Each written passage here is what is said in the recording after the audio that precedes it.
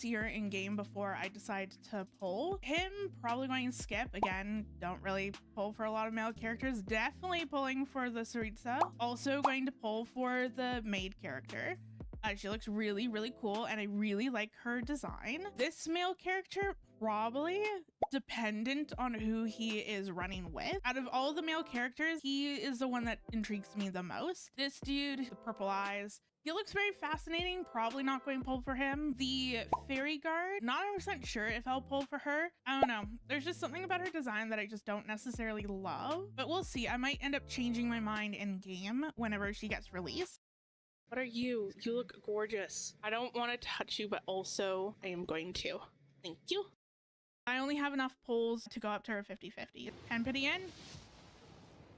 Just watch it be like an early 5-star. So I don't have a single copy of her. There's 20 pity in. God. I mean, it would be amazing if I win her 50-50 right here, right now. Should I introduce myself again? I'm Nicole. I am speechless. I am so speechless. Holy crap. That was lucky. That was so lucky. This is so oh, okay. Sorry. The way that angled, it looked like she jumped off the edge. This is where I start raging and start hating Imaginarium Theater because it's like, god damn it. Oh, look at this. Almost like 7 in like the last like 10 seconds. Crazy. And the only characters I'm swapping to is Shalonen. Oh, look at that. I have 40 seconds to go. Arlecchino's dead, but it does not matter in the slightest. I'll sit back for like 20 seconds. I'll just run around. If I get her on her 50-50 or I have to go up to the guarantee. Here goes nothing.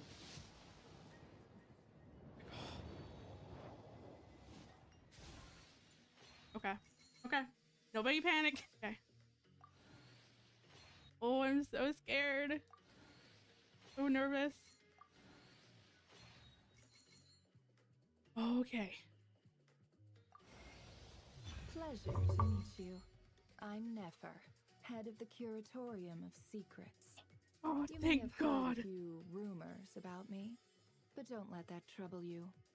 Fact or fiction, I assure you it won't impact our collaboration. Oh, thank God. Oh, this is really fun. I like this. I like that it's more than just like, oh, let's run in like a straight line and then get out. That there's an actual, I was not paying attention. I can tell like who my main DPS is. Full health, full health, full health. Almost dead. Get this team out of here. I don't want you. I want my exploration team. Thank you very much. Deploy. Oh my god. Okay. So the first one took me like 10 tries. This one just took me 1. Got it. This is pretty. Oh my god. I think that this is like my favorite domain thus far. My first 5-star character, I spent a few polls on Raiden's banner at the time. I got up to the 50-50, which at the time I did not even know that it was the 50-50. I lost my 50-50 to Delup, which threw me for a loop. I was like, wait, I don't get the character on the banner? Like, what? But I know that her banner was like leaving within a day or two, and I just did not have time to get more primos to guarantee Raiden. I ended up fully exploring Dragon Spine to try to get enough primo gems for Xiao. He's on banner. I really want to get him. And of course, because I was guaranteed, I ended up getting him. To this day, I have not built him. I don't even know what Ayaka's. I mean, Ayaka's pretty. I was going to say she's pretty fine, but she's not. She's not on a 4-piece set. Lovely. Actually made all of the people that were helping her like quit or have a mental breakdown. Oh, it's sad for you, Savannah, but like what you did to other people is unforgivable. I'm a completionist. Everything's like 100% on my accounts. Like when I say like 100%, I mean like 100%. Most of the regions I've done like all of the world quests. I've also done majority of the story quests. I don't talk about the hangouts. Hangouts are not my forte. And I've done majority of Natlands quests. At some point I would like to get all of my characters to like level 90 and like all built. Still like that Dory is just chilling in the background. There's just a ball of pink over by the station.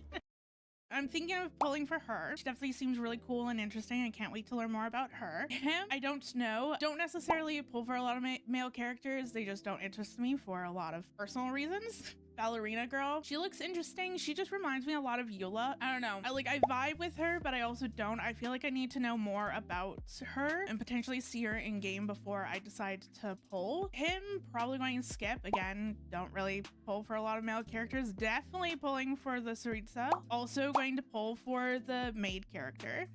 She looks really, really cool, and I really like her design. This male character, probably dependent on who he is running with. Out of all the male characters, he is the one that intrigues me the most. This dude, the purple eyes, he looks very fascinating. Probably not going to pull for him. The fairy guard, not 100% sure if I'll pull for her. I don't know. There's just something about her design that I just don't necessarily love, but we'll see. I might end up changing my mind in game whenever she gets released.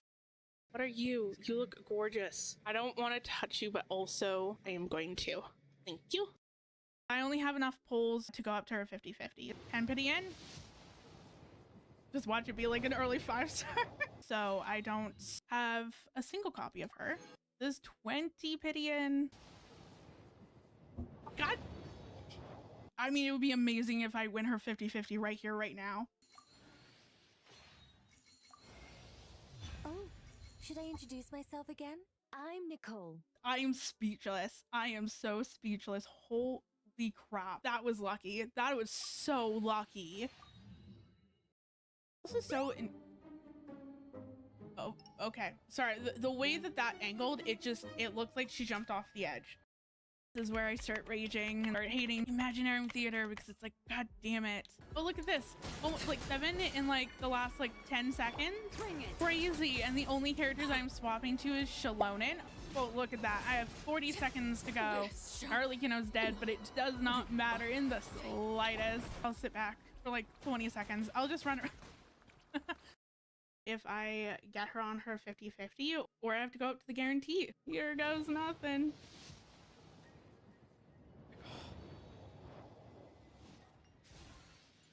Okay. Okay. Nobody panic. Okay. Oh, I'm so scared. So nervous. Okay. Pleasure to meet you. I'm Nefer, head of the Curatorium of Secrets. Oh, You may thank have God. heard a few rumors about me, but don't let that trouble you. Fact or fiction, I assure you it won't impact our collaboration. Oh, thank God.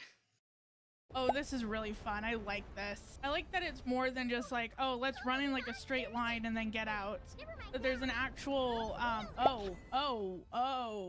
was not paying attention. I can tell like who my main DPS is. Full health, full health, full health. Almost dead. Get this team out of here. I don't want you. I want my exploration team. Thank you very much. Deploy. Oh, my God. Okay. So the first one took me like 10 tries. This one just took me 1. Got it. This is pretty. Oh my God. I think that this is like my favorite domain thus far. My first 5-star character, I spent a few polls on Raiden's banner at the time. I got up to the 50-50, which at the time I did not even know that it was the 50-50. I lost my 50-50 to Delup, which threw me for a loop. I was like, wait, I don't get the character on the banner? Like, what? But I know that her banner was like leaving within a day or two, and I just did not have time to get more primos to guarantee Raiden. I ended up fully exploring Dragon Spine to try to get enough primo gems for Xiao. He's on banner. I really want to get him. And of course, because I was guaranteed, I ended up getting him. To this day, I have not built him. I don't even know what Ayaka's. I mean, Ayaka's pretty. I was going to say she's pretty fine, but she's not. She's not on a 4-piece set. Lovely. Actually made all of the people that were helping her like quit or have a mental breakdown. Oh, it's sad for you, Savannah, but like what you did to other people is unforgivable. I am a completionist. Everything's like 100% on my accounts. Like when I say like 100%, I mean like 100%. Most of the regions I've done like all of the world quests. I've also done majority of the story quests. I don't talk about the hangouts. Hangouts are not my forte. And I've done majority of Natlands quests. At some point I would like to get all my characters to like level 90 and like all built. Still like that Dory is just chilling in the background. There's just a ball of pink over by over by the station. I'm thinking of pulling for her. She definitely seems really cool and interesting. I can't wait to learn more about her. Him, I don't know. Don't necessarily pull for a lot of male characters. They just don't interest me for a lot of personal reasons. Ballerina girl, she looks interesting. She just reminds me a lot of Eula. I don't know. I vibe with her, but I also don't. I feel like I need to know more about her and potentially see her in game before I decide to pull. Him, probably going to skip. Again, don't really pull for a lot of male characters. Definitely pulling for the Saritsa. Also going to pull for the maid character. She looks really, really cool, and I really like her design. This male character, probably dependent on who he is running with. Out of all the male characters, he is the one that intrigues me the most. This dude, the purple eyes, he looks very fascinating. Probably not going to pull for him. The fairy guard, not 100% sure if I'll pull for her. I don't know. There's just something about her design that I just don't necessarily love, but we'll see. I might end up changing my mind in game whenever she gets released. What are you? You look gorgeous. I don't want to touch you, but also I am going to. Thank you.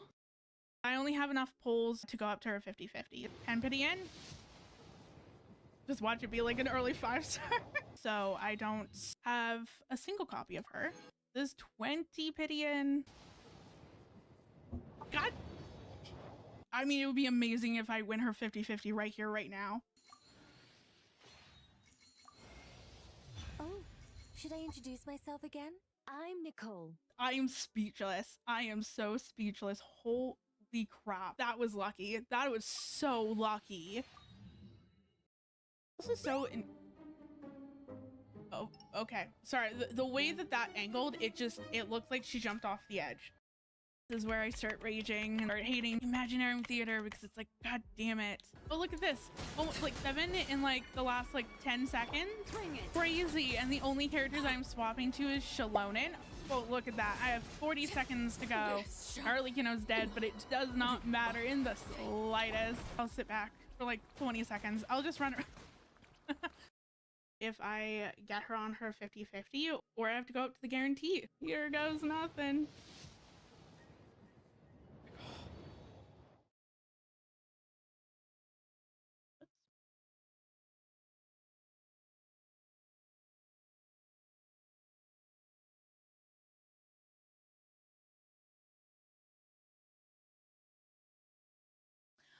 Oh, crap.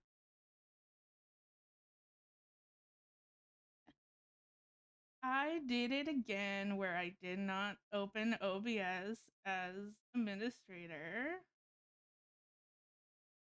I really need to look into how to do that properly. How it just like automatically comes up. Okay, well.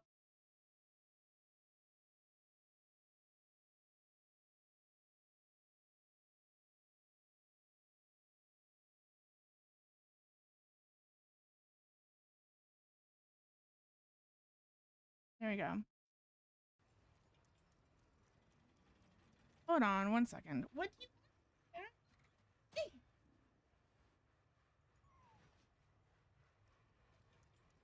Kitty. There's still a lot of room for improvement with this machine. Why does Ashu sit up on the counter? To welcome our clients, of course. A kitty's gotta earn his kibble somehow. It definitely feels like a Monday morning, even though that it's technically not. Hi.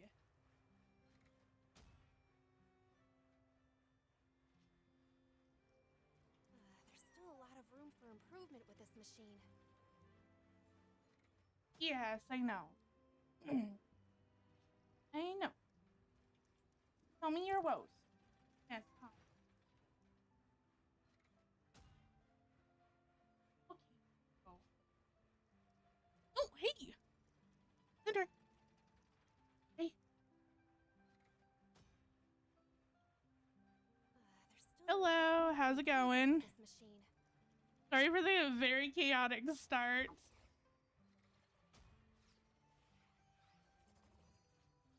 The cat is very unsettled right now. And I forgot that I forgot to open OBS in administrator mode, so that was fun when I figured that out. Also knowing my luck. Yeah, that's what we're going to get anytime that I tab out of the game this time. For this run. There we go. And one more second.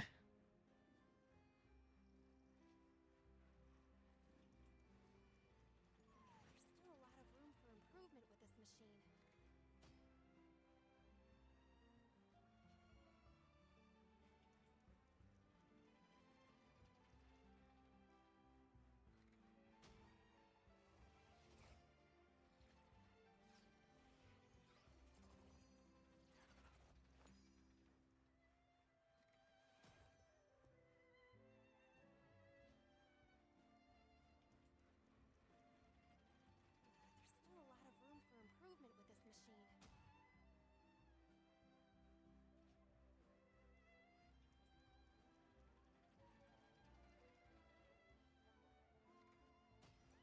machine. There's still a lot of room for improvement with this machine.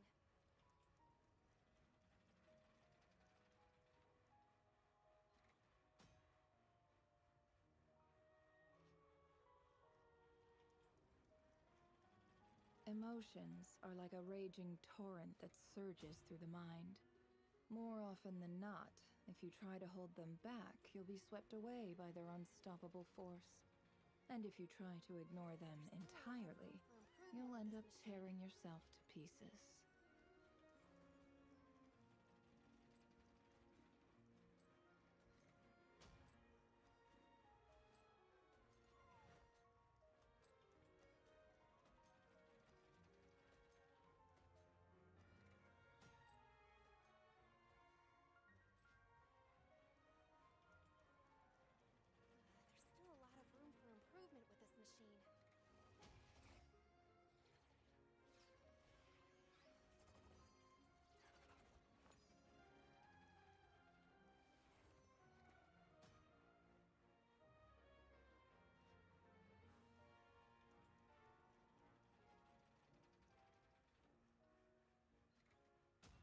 There's still a lot of room for improvement with this machine.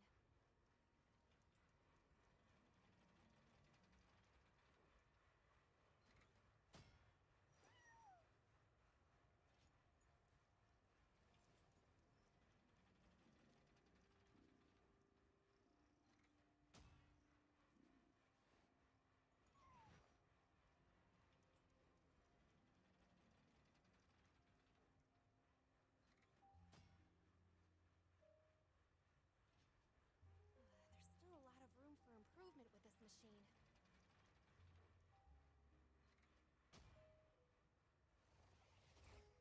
still a lot of room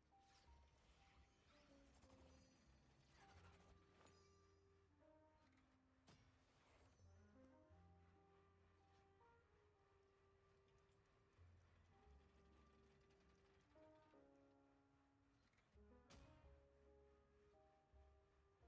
There's still a lot of room for improvement with this machine.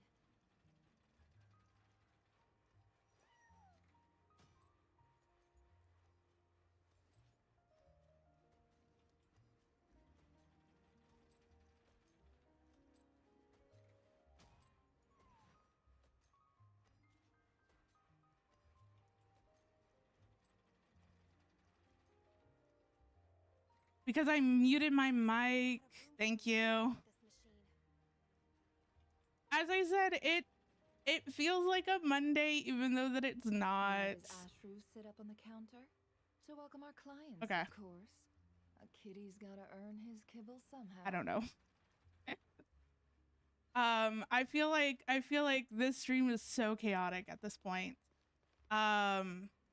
But yeah, thank you for letting me know. I feel like I would have probably clued in the moment that I looked over to my mic and saw that it was red. For improvement with this But yeah. machine. As I said, what kind of crazy luck did you receive? Okay. With that, I think I'm just going to get into it. No more delays. I'm going to go back to Mondstadt because I've completely forgotten that I needed to do the witch's homework and also the revelations. Because I was originally going to do Emilie's story quest, but I'm like, ooh, you know what?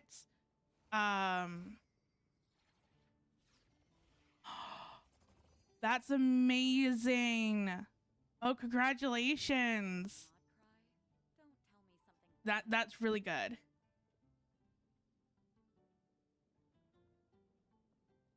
But yeah, like, sorry, congratulations. I kind of glitched there for a hot second. I was like, thoughts not processing. Nice, lucky. I know that I'm saving up for, I fully plan on going and pulling for Odette. And then I'm going to, dependent on my luck, dependent on how many pulls I have, I would like to get C3 Arlecchino next patch. So I'm not going to try for C1 Colibina.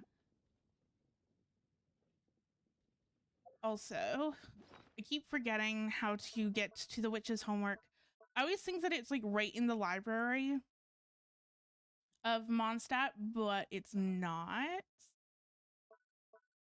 I know that there's a book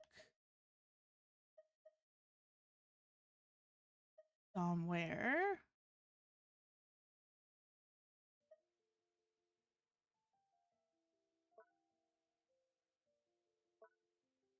You know what? No. Trust your eyes uncritically. People.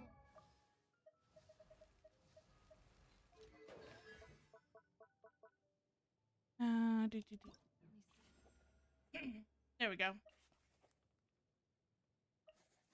Okay. I see. I see what the problem is. I see why I haven't done this yet. Because a lot of these characters are not at level 70. Nice.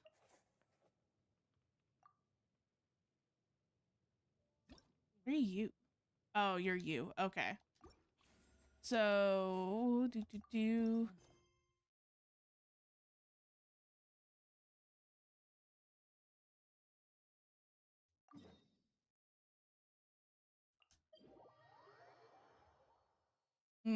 fair enough. I'm definitely going to try for Odette, or I'm definitely going to get Odette first. And then I don't think that I have to climb up, but they're not. There we go.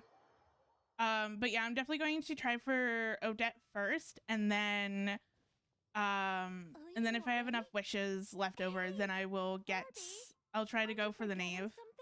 Like a whole bunch of stuff you were supposed to give? Oh. Is this a bad time? Maybe we should come back later. Nonsense. Your arrival is more or less in line with Barbie's prophecy. Though, to be honest, I did think you'd be here a little later. Anyway, before we get down to business, it might be best if you two have something to eat. Did Barbalos's prophecy say we will be hungry? Is hunger something that should be prophesied to too? No, of course not. But my hearing happens to be quite sharp, and I heard Paimon's stomach rumbling a mile away. Oh, cute.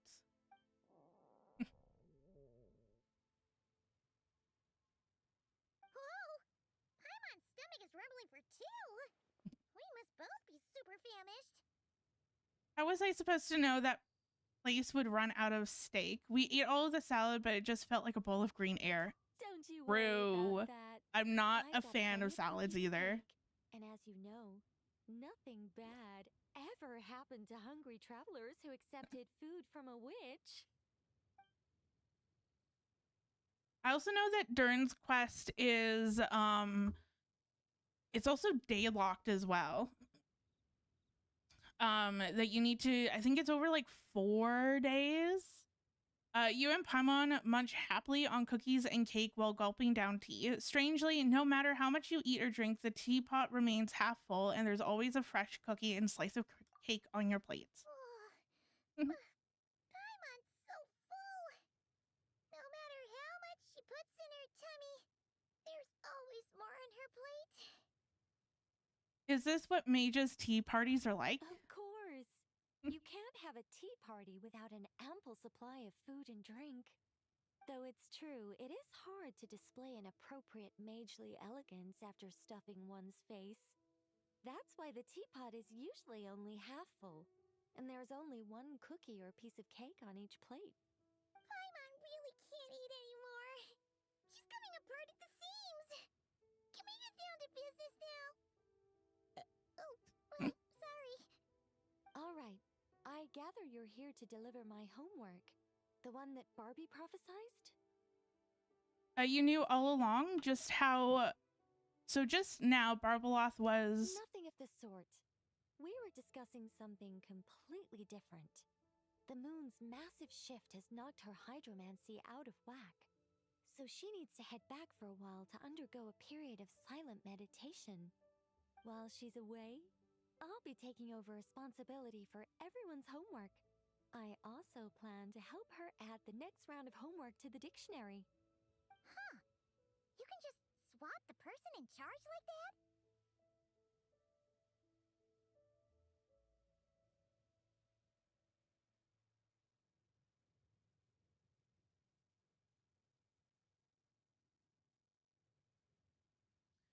Well, if anyone can do it, it's Nicole.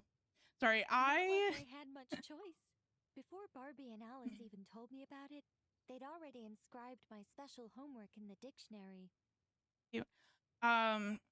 Sorry, I ordered food because I felt like I earned it after working so hard on all of my craft fairs, and then also doing my Pride event, which went fantastic, by the way. A lot of fun. Definitely would like to try to do it next year. Met a lot of, really cool vendors. But yeah, I felt like, you know what? I deserve it. This is like my recovery week after a crazy event. So I'm like, I'm eating my food, but I mute my mic whenever I'm eating, because I know sometimes chewing sounds, especially if it's like loud or like in someone's like if someone's like wearing headphones, like it's not the greatest. So I definitely get that. So I'm like, I'm going to like mute my mic, but I'm still here. I'll still respond when I have a moment. As much as I'd like to erase the whole thing and keep on casually observing the world, Alice is busy maintaining Tivat's borders, and Barbie is off realigning her hydromancy. Octavia didn't bother to come back, and you can forget about Rhindaughter. The other mages all have their own affairs to attend to, so the duty of supervising this homework has fallen to me. Oh, and like I also like forgot to mention that normally if I order food, or if I'm like, I don't eat on stream, but this time the delivery person, like the delivery app was just like, yeah, so like the delivery person will arrive in 5 minutes, and that was like, that was like 20 minutes ago. And then it was just like, yeah, like 5 minutes go by and they're just like, yeah,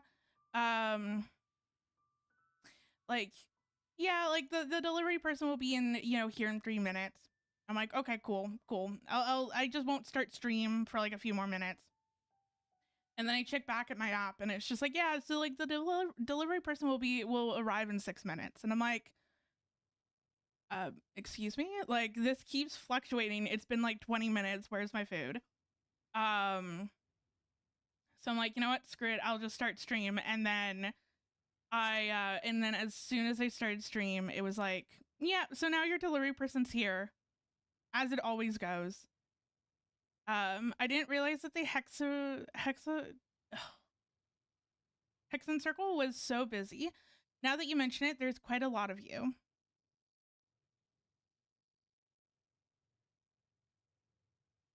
Yes, like I know, like, for me it depends on how loud the chewing is. Like, I don't necessarily mind it until I don't mind like crunchy like chewing sounds. I don't like wet chewing sounds. That grosses me out. And even mentioning it, like grosses me out. But yeah, the event went so well. It was like a 12-hour day because the event started at, technically I had to get my booth set up at 11, or like I had to, my setup time was like 11:15 for me to go into the site and drop everything off. Yet thankfully I haven't had that happen. I thought that that was what happened this time, and I was like, oh, I'll just wait it out and see. Hopefully it will arrive. But yeah, the event, I got down there at like 11:15 a.m. And like it took like an hour and a half to drive down there. I had to wake up, you know, decently earlier than I normally do. We get down there, and I've been like stalking the weather app for like the last 2 weeks because I was so paranoid that it was going to rain. And so the forecast was just like, yeah, it'll rain a little bit in the morning and then it'll clear up when the event actually takes place. And I'm like, okay, great.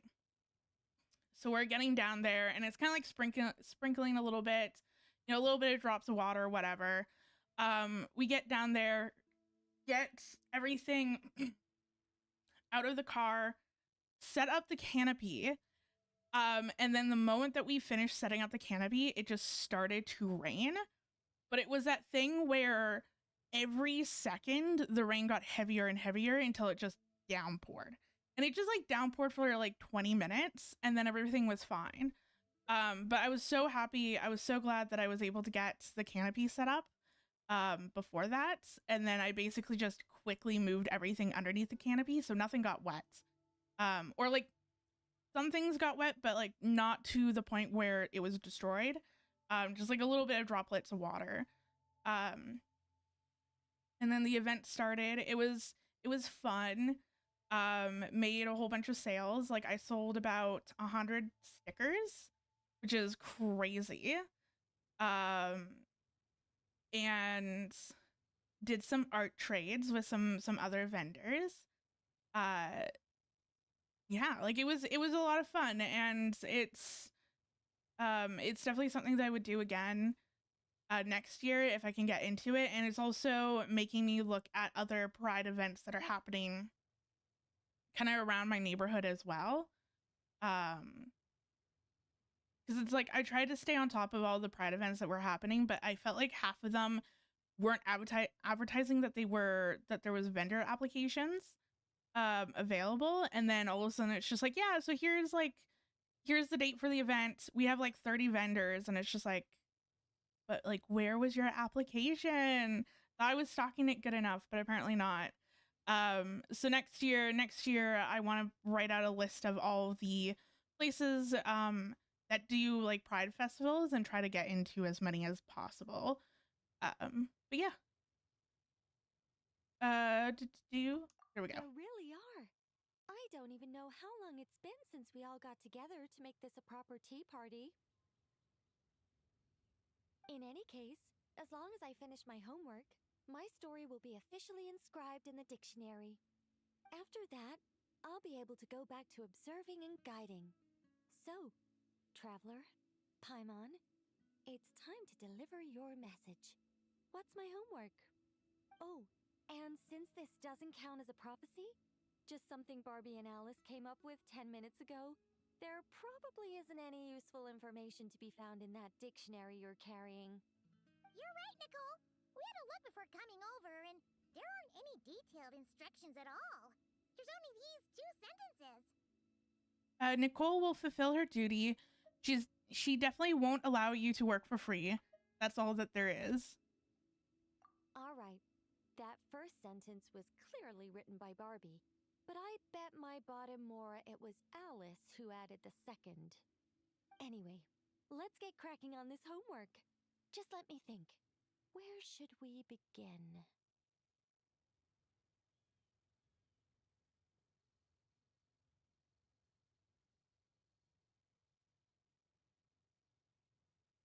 Hold on. You're actually understood what they want you to do. I don't understand a word of it. Huh? Oh, Barbie gave me a rundown of my tasks just now. Basically, I just need to go to a few homework locations, make sure everything's up to scratch, and conduct some field work. Wait a minute. Paimon thought she was giving you a prophecy. How does a rundown count as a prophecy?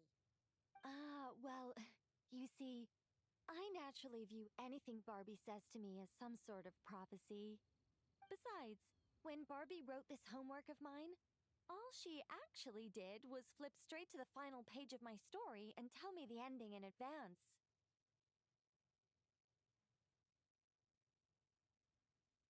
Isn't that a massive spoiler? Does that mean I came here for nothing? Oh, speaking of like flipping to the last page of the final page of the story.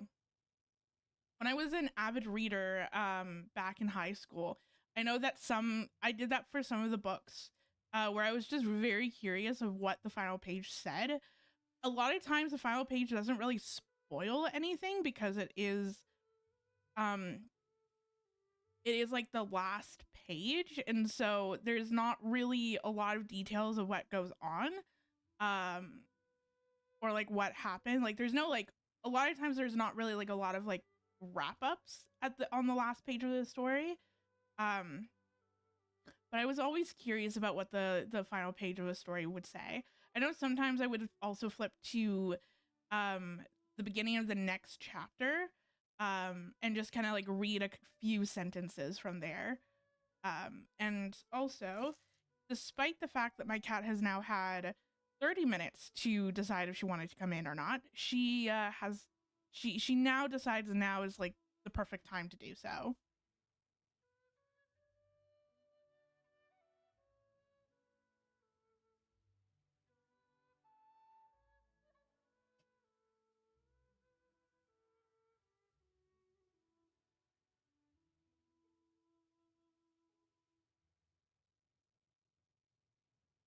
Nice.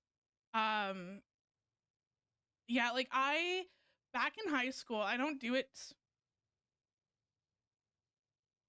Okay. Sorry. The cat's a bit. Hold on. I want kitty cat.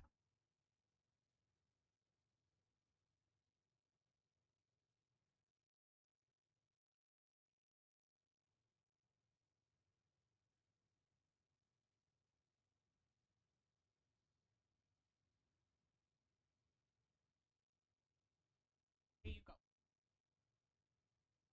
Sorry, I finally, after like 2 months, have moved her bed back up to the desk.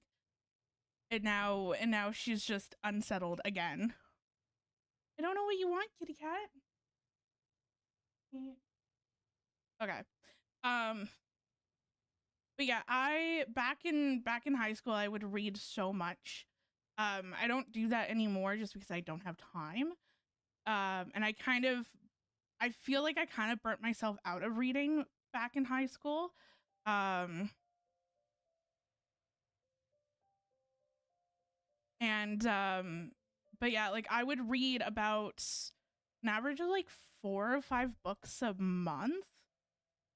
It was crazy, and like I was also very much into like back then bookstagram and booktube because book talk didn't exist back then. But yeah, very much into like the aesthetic um into the aesthetic photo taking and like TBRs and book recommendations and all that stuff. I I don't know. I feel like the Queen of Air is something that I've heard, but I'm not 100% sure. But I also do know the Shadow Hunter series. I personally haven't read either of those books. They're not, I mean, the Shadowhunter books were, I think like I read the first one, give or take.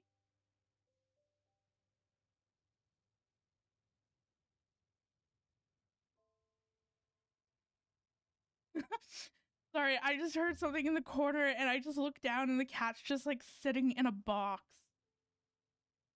That is so adorable.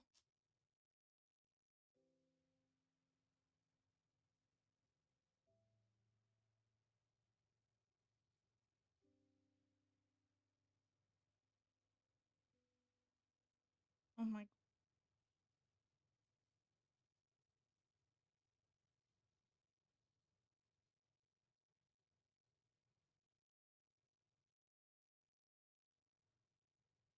Sorry, I had to take a photo of the cat sitting in the box, especially because now she's out. But yeah, I think that I read the first book of that series, but I didn't continue on with it. I don't know for what reason. I feel like I don't know if it was just not my vibe. But I know that I fell in love. My favorite author is V.E. Schwab. So she wrote the Darker Shade of Magic series. Whoa. And also like the Vicious and Vengeful um series as well. I really like I really like her writing. Um but yeah, there's so many there like I read so many books and like I've dwindled um my bookcase down with the books that I normally have. Like I've just kind of gotten rid of books over time, but I still have quite a bit of them on my bookcase now. Do you Here we go. You make a fair point. Ooh. But then, what's the difference between a prophecy and a spoiler anyway? All right, enough dawdling. Come on, follow me. We're going to... Yes, that seems like as good a place as any. Just like that? Hold on. How are we supposed to get the...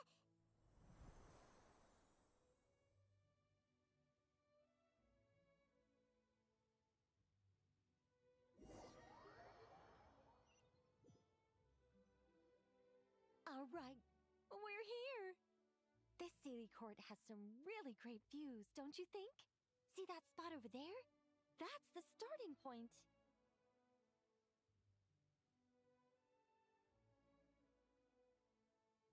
Sorry, I really wanted to like finish my sandwich before it got cold. The Sealy quartz, did you just use it to... Did I use it to get us here faster? You bet I did. These Sealy courts are connected to the ley lines, and nobody really uses them. They're very handy when it comes to traveling about. Besides, the Sealy and I used to be angels, so we're old colleagues. I'm sure they won't mind me borrowing their homes every once in a while.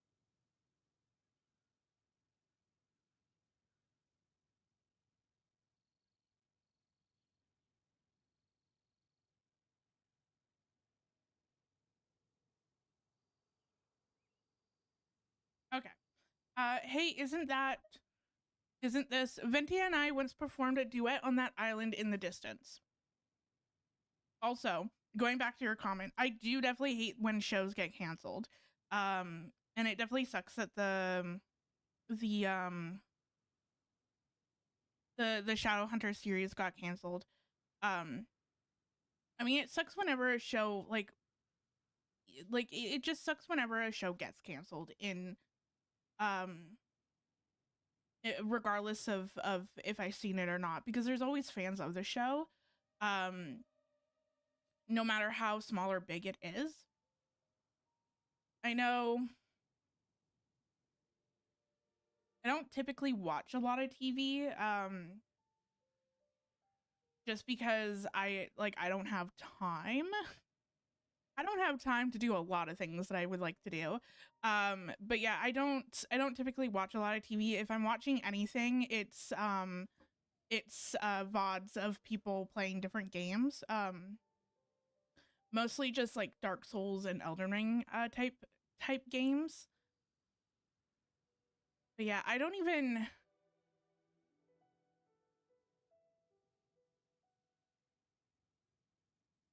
I'm like, what is like I don't even remember the last show that I watched that technically got canceled.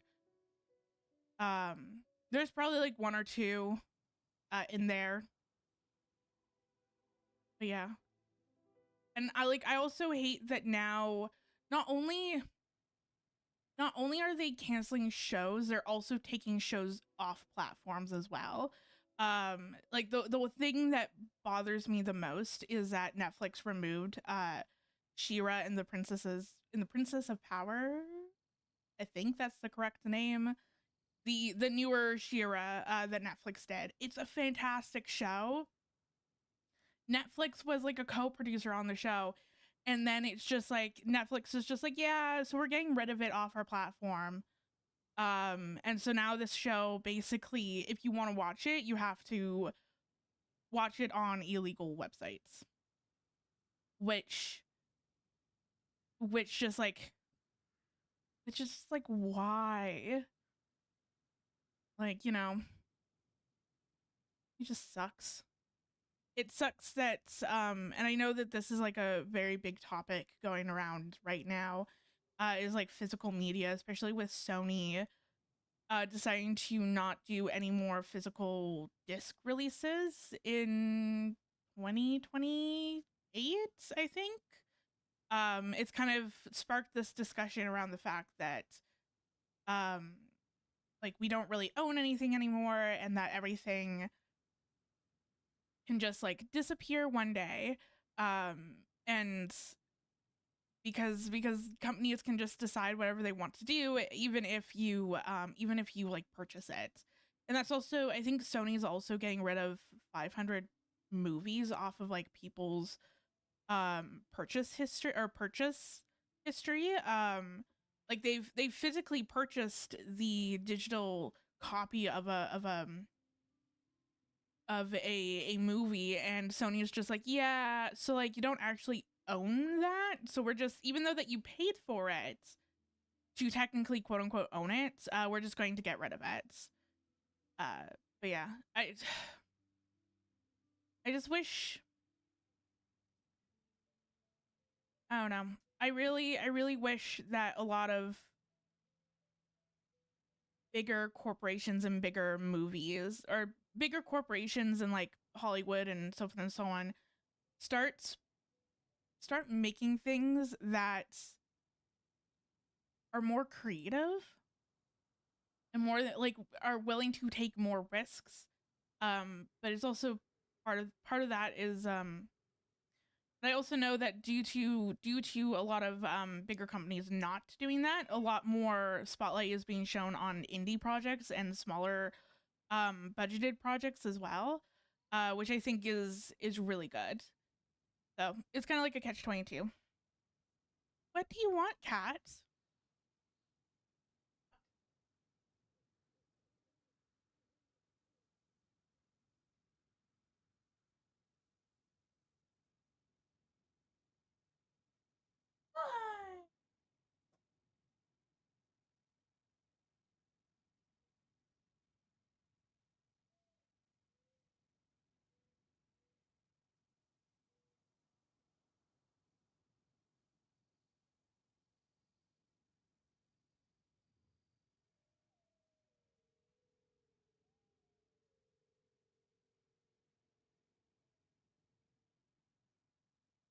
Sorry, the cat is really being a menace today.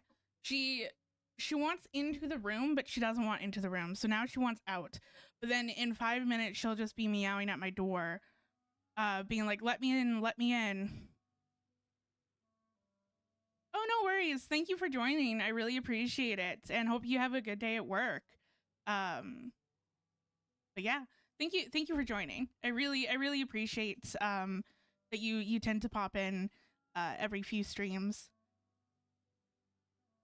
But yeah, let's Yes. continue on I with the read about homework. that in the dictionary. Based on how it ended, you and Lord Barbados must have played quite a beautiful tune. Such a shame that Barbie couldn't hear a single note.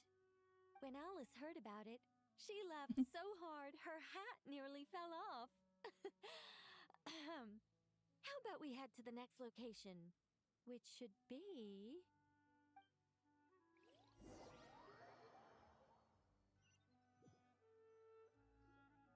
Is this Wolvendam? Doesn't seem like the best place for doing homework. This is the nearest Sealy court to where we're going. Don't worry, we're not far from the starting point.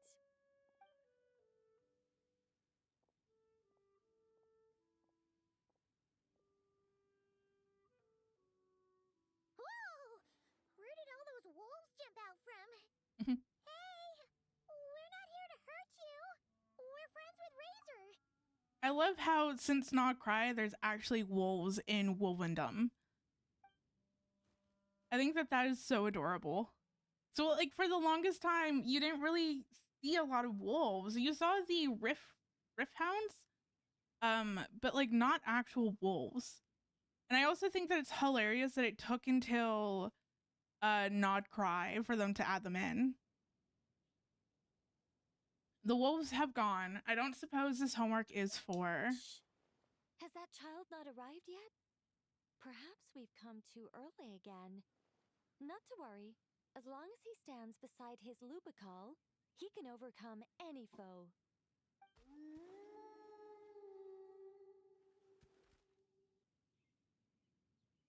Why'd they come back? Oh, did they hear us talking? If only Razor were here! He'd be able to tell us what they want to say! You're not wrong, Paimon, but there's a lot more he'd need to understand than just the chatter of wolves. All right, that's about it for this place. I could do with a good rest. Come on, let's go. Time to head back for a cup of... Whoa! When did this door appear?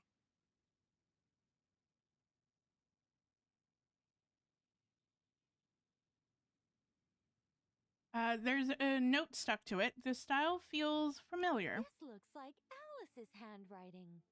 Let's take a look. Thanks for your help with the homework. Now hurry home and have a hot cup of tea. P.S. There is a surprise waiting behind this door. Hurry home? Wait a second. Why does this door look so familiar? There's no way it could lead to...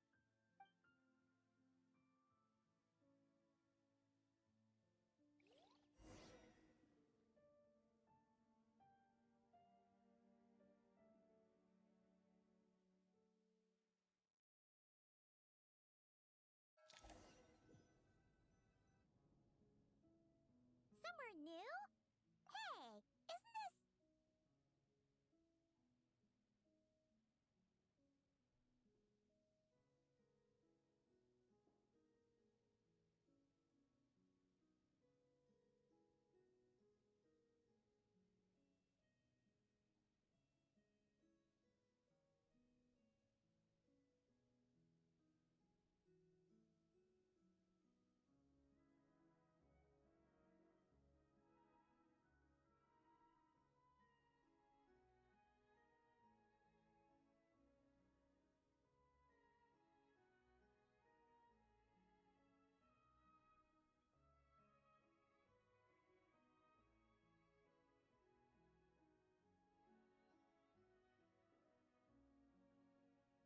Sorry, I just wanted to... The cat's just being a little menace today.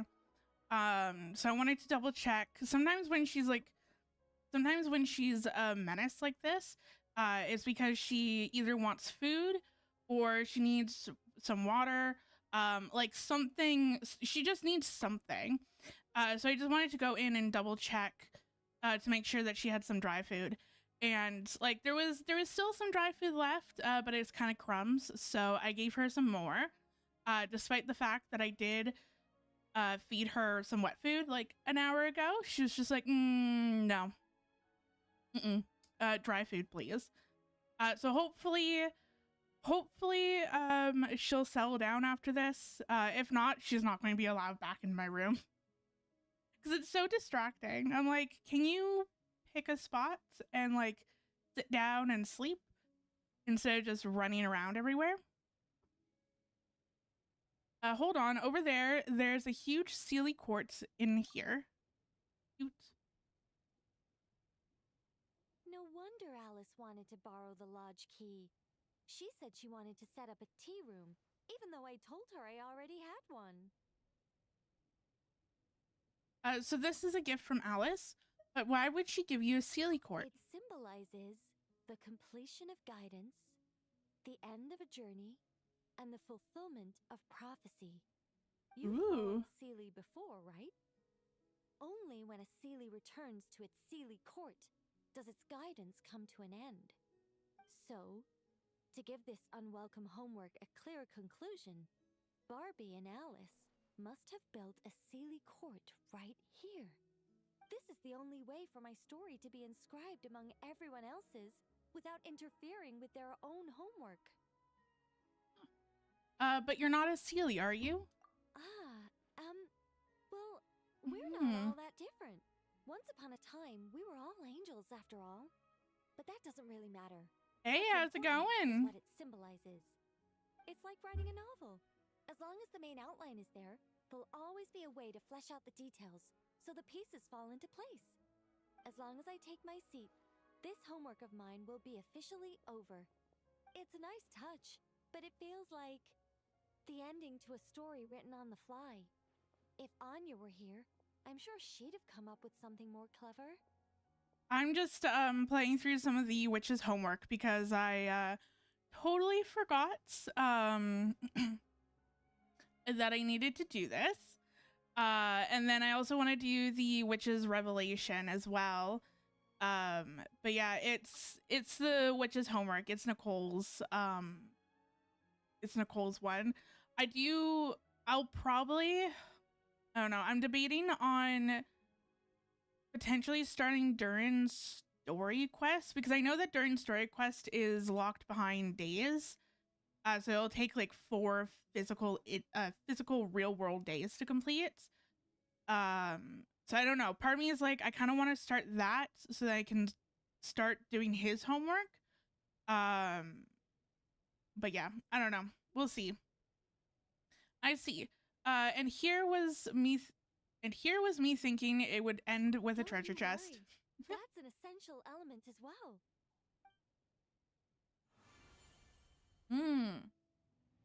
Cute. Hey, a treasure chest. Every time the traveler speaks, even though that it's been so even though that it's been like a year since they started giving the traveler more lines, it still takes me aback. I'm like, wait, the traveler speaks? So this is what it feels like when the pieces all fall in place. Guess the outline really is a key. What did I tell you? It seems like this has been a fruitful little excursion after all. And it seems my story has been formally inscribed in the dictionary, which means that today's homework ends here, and also that there'll be a formal tutor to provide guidance on all future assignments. Cute. Will there be more chests for those assigned too? That depends on what assignments are assigned. Personally, I'd love nothing more than to bury chests for people to find by completing their homework. I'd leave clues and watch them enjoy a merry little treasure hunt. Now that would be fun. Oh, so cute. But Barbie's been keeping a close eye on me, so I'm not sure I'll get the chance. Nice, nice. Also, are you just catching up on the homework, or is Nicole's like the last one that you have to do? Oh, thank you. I really appreciate it. I actually drew the model myself, and I also rigged it too. I love how it turned out. Oh, never mind. That's not what I needed to do. Noise. Okay.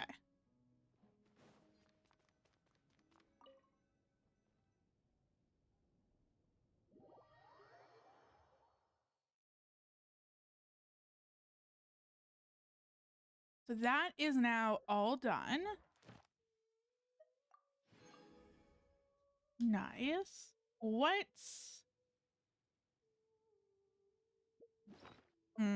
do I want to do next?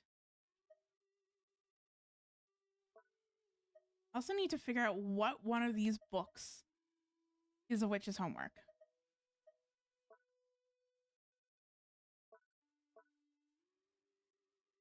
I know that there is a book that I can open up that'll show me everything. But I cannot remember what one it is.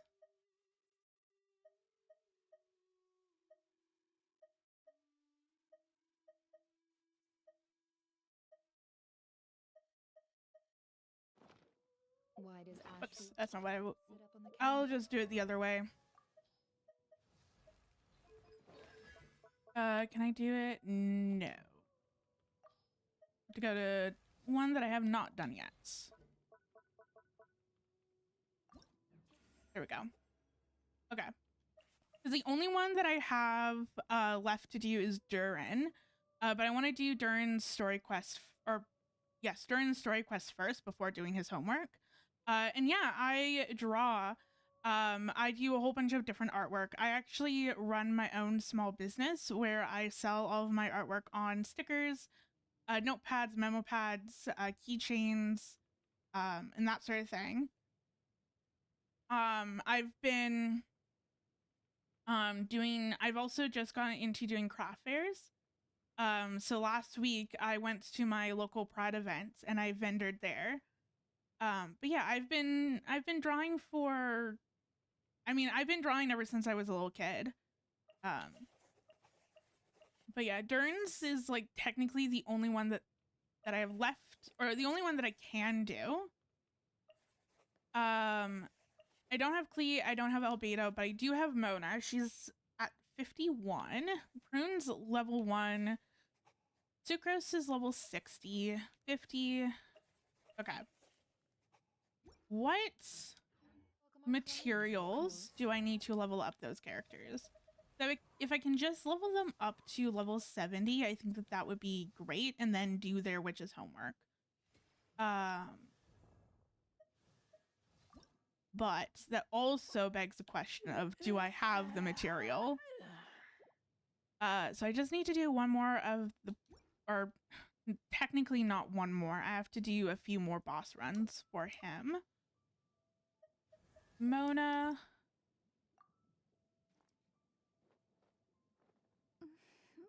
Okay, before I use any of my books, do I have materials? No. So I'm going to have to do a boss fight.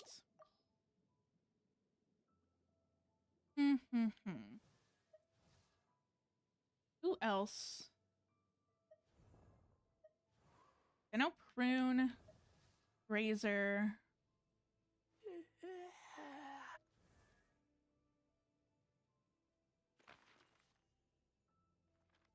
No, I'm not F2P. I'm a whale. Or not, no, I'm not a whale. No, I'm more of a dolphin. I'll spend money occasionally when there's a character that I want. But other than that, I pretty much just save up my primo gems from just from like exploration and stuff like that. It also helps that I've been playing the game for 4 years now, and so a lot of the characters I've just kind of got over time. But yeah. I know next patch I'm saving up for Odette, and I would like to get, oops, if I can, if my polls go well for Odette, I would like to try to go for C3 with Arlecchino. Arlecchino is one of the characters that I would like to eventually get up to C6. But I'm very much trying to just get 1 or potentially 2 constellations at a time. But that's about it. Hey, how's it going? I'm just working on some of the witch's homework, but I'm trying to see if I can level up some characters to do their homework. But I don't think I don't think so. Can I not? I hate it. I wish that there was an easier way to find the witch's homework.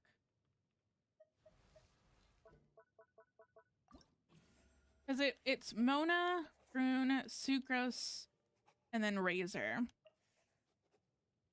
Do I have stuff for Sucrose? Yes, I do. Okay, so Sucrose is going to Sucrose is going to be the next one that I do. I just have to level. Whoops, that's not it. Level her up. Level her up. But yeah, it's definitely been it's been a hot minute since I last streamed. That's just due to the fact that I was vending at my local Pride events, and it took so much out of me. It was a long day, and then also combined with combined with the adrenaline, stress, anxiety, and all of that stuff, I've just kind of been a little bit wiped out. So that's kind of why I'm doing more story quests. No, I'm actually in Canada. But yeah, in terms of my favorite characters, I would have to say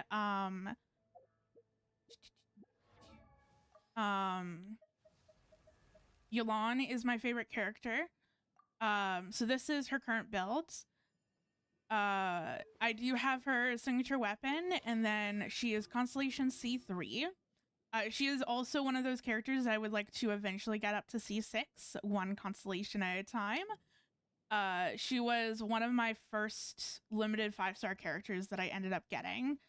But yeah, Yulan and Arlecchino are both of my pretty much my top favorite characters. I need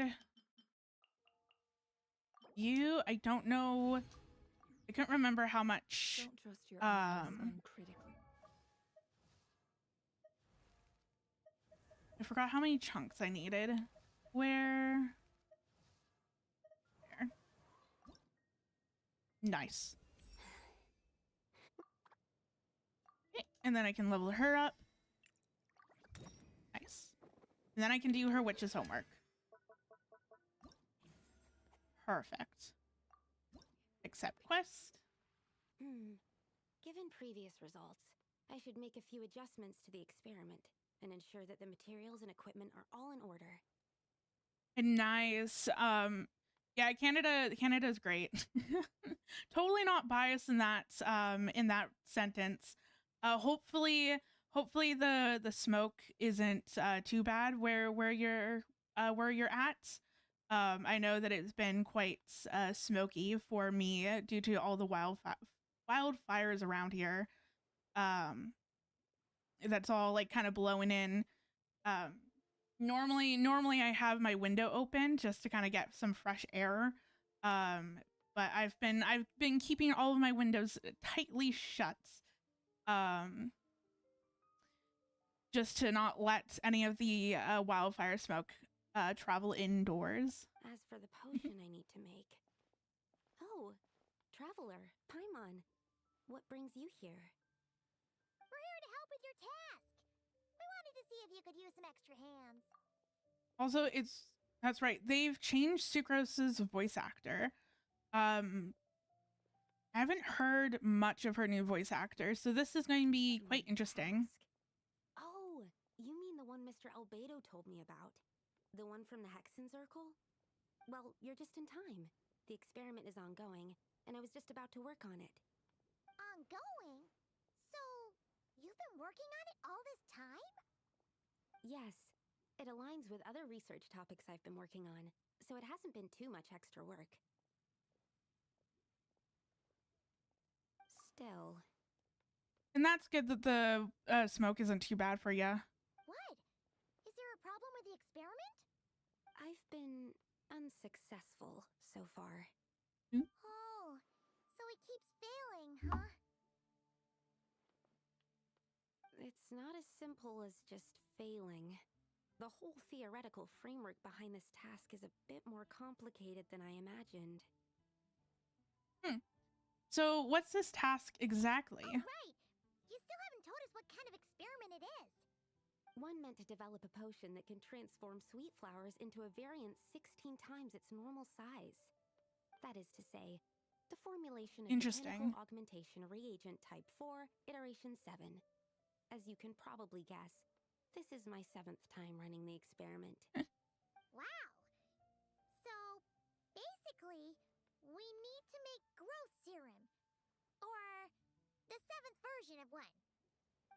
Well, yeah, that's about right.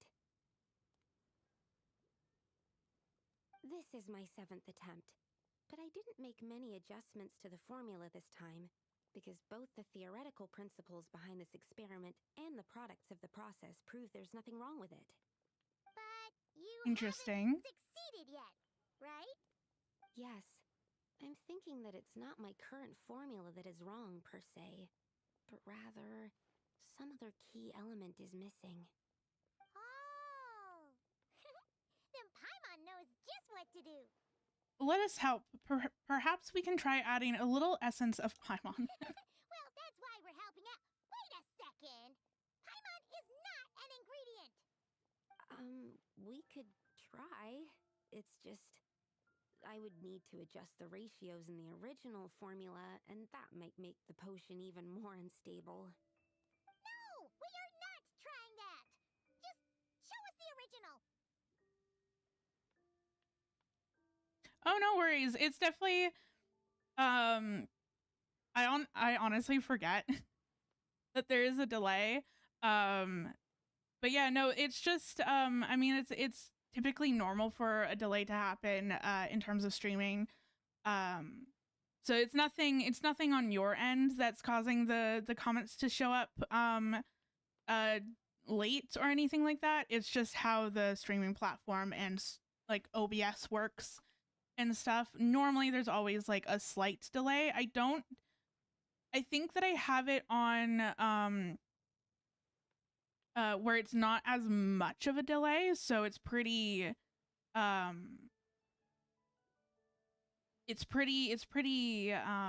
what's the word?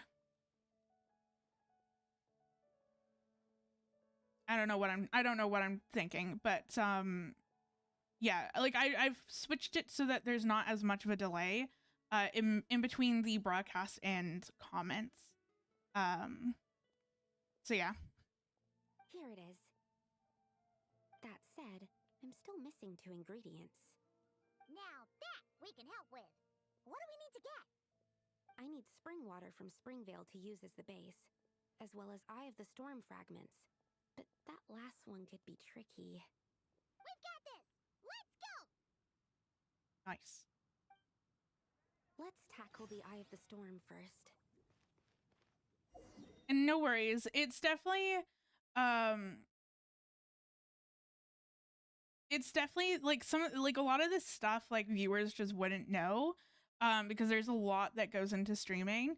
And even for me, there's probably still some stuff that I don't even know about in regards to setting up stream and stuff. Why does Ashru Okay, sit where on am the I counter? going? Where am I going? Welcome our There we go. I am hella excited for 7.0. Oh my god, I reacted to the live stream. Hey, how's it going? Oh my god, thank you for using the emotes. I think you're like the first person that's used the emotes on Twitch so far. But yeah, I'm super duper excited for 7.0. I mean, the Archon quest looks crazy, and the fact that like all this stuff is happening and it's only Act 1 and 2. Like, there is going to be so much that's going to go on in the later acts, based off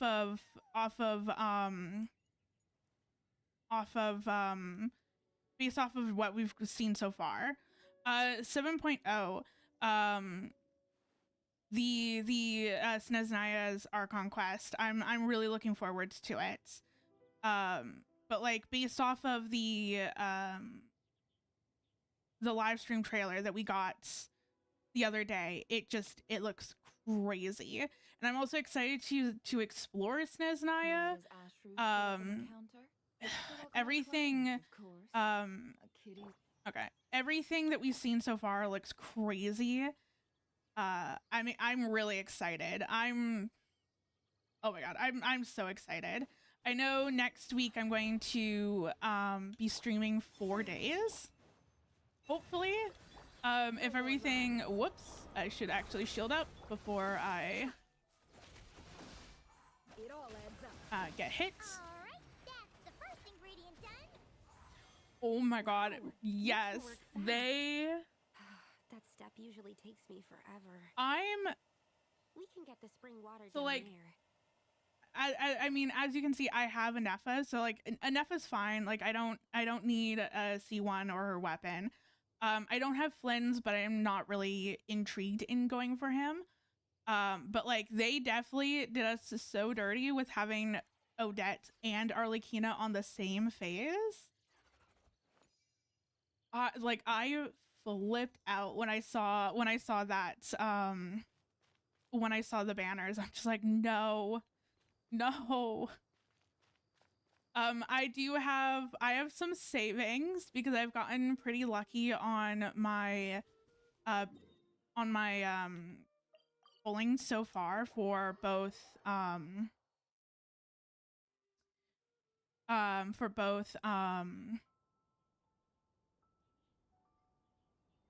what was I trying to say?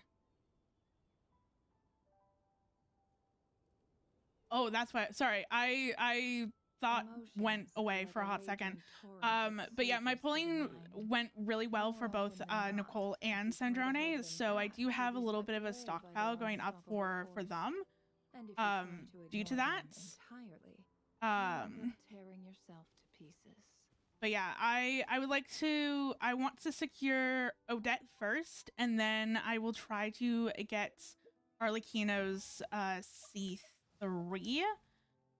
Because I have her weapon, and then I have her at C2. Because when her banner first arrived, I spent just you know, a smidge of money. Yeah, this is like I pulled for Arlecchino and her weapon, and then the constellations all on her first banner. And her first banner was also technically back when the weapon banner, you had to lose both 50/50s. So I definitely spent a little bit of money on Arlecchino. She's like the only character that I've done this for. So this is very abnormal. I don't pull for, if I pull for a character, it's normally just a character. Sometimes I'll go for the weapon, but not always. And then any sort of constellations, I'll follow on her next banner. And have a nice night. Thank you for joining. I really appreciate it. 1 second.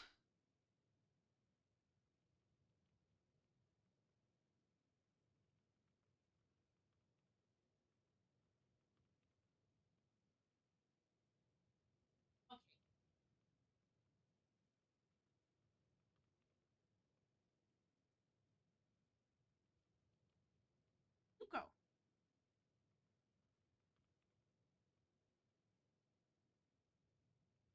I honestly can't remember like how I picked up Genshin.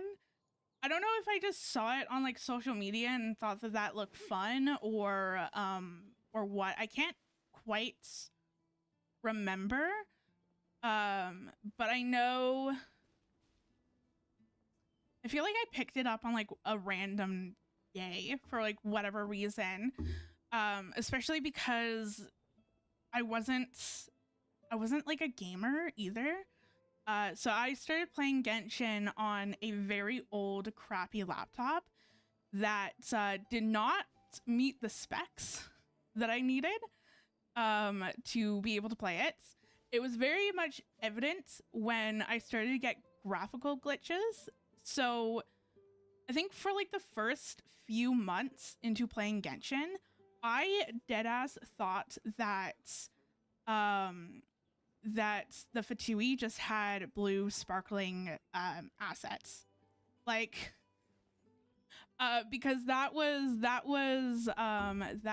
what they looked like in my game. Hold on, let me see. Also, I opened OBS without not as administrator mode, so anytime that I tab out of the game, it'll show my desktop screen, which is fine. Don't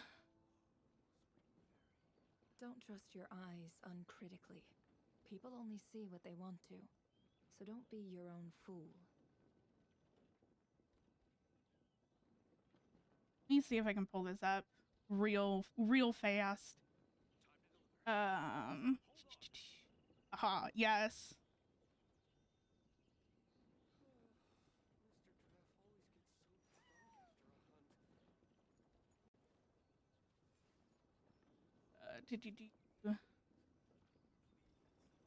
Oop. So like this is what my game looked like when I first started. It wasn't on like every whoops. That's not what I wanted. It wasn't on any like every character. It was like on a very select few. I think that it was Jet's World Quest when it finally clicked in that this wasn't normal. So I'm like, oh, this is not how this is supposed to look. But yeah, I thought that all the Fatui just had blue sparkling skin for whatever reason. But yeah, that's what my game looked like for a hot minute when I first started playing Genshin.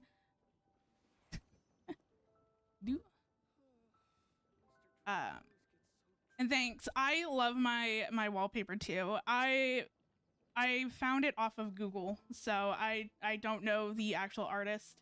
But yeah. I played Genshin on I think like a 10-year-old laptop at the time that originally came with Windows 8. If that tells you how old that laptop is, it came with Windows 8. So yeah, so it was definitely and the computer could not handle any sort of rushing water. Like anytime that I got near waterfalls or whatnot, nope, just a stuttering mess. Yes, let's head back. So it was definitely, I felt like I definitely picked it up on like a random Tuesday and kind of just, and just kind of like rolled with it. And it was definitely, I definitely have to say, like, considering the fact that I started on such an old laptop, Genshin, like, yes, like the graphics weren't there for me, but like the fact that Genshin could still run on a 10-year-old laptop says how crazily optimized this game is. Because I know that I've played like other gacha games where they aren't nearly as optimized, and my actual gaming laptop struggles with running them. So yeah, it's Genshin's incredibly optimized. The ingredients are ready and the cauldron is just over there, so we should be good to go. But Is something wrong? No. It's just, do you mind if I watch from the side? Just for the purposes of accurate recording, I mean. I know lots of people don't like being scrutinized during experiments, so... That's no problem at all. Thanks. Then, I'm ready to go whenever you are. I'll make sure to take detailed notes, too. So, are you ready to start the experiment? Yep, let's go. Let me look at the formula again. No, let's go. Let's see. Oh, it's this. Oh my god.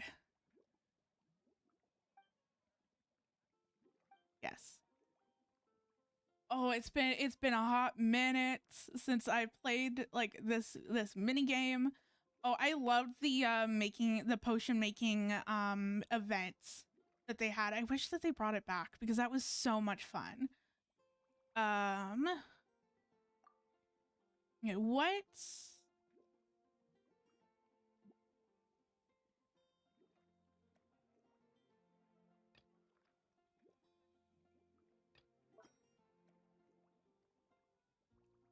Cannot remember.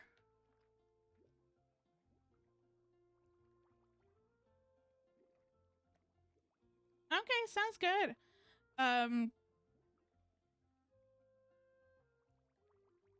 Do. Yeah, I know HR. No, HSR is also really really good optimized as well. I played like a year of HSR and then I dropped it just because I'm not a huge fan of the play style. Love the story, been struggling to keep up with it. But yeah, it's definitely have not played ZZZ. Not my style of game. But yeah. And then okay, what?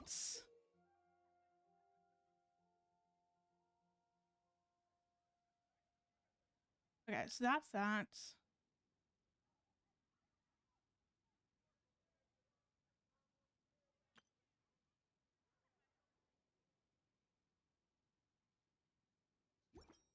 Okay, so I need to craft. Let me leave. Let me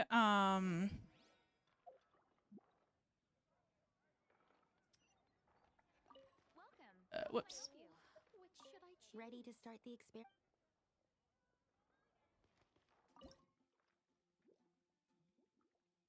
Okay, well, I'm just going to go for it. I don't know exactly what I am doing, but sure. So I know that you're supposed to balance things if I'm remembering correctly.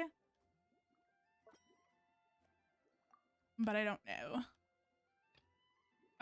But yeah, I have finished Sandrone's story quest. It was so beautiful.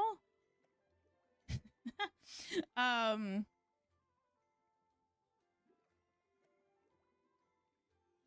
is there like I'm looking for the potion stuff.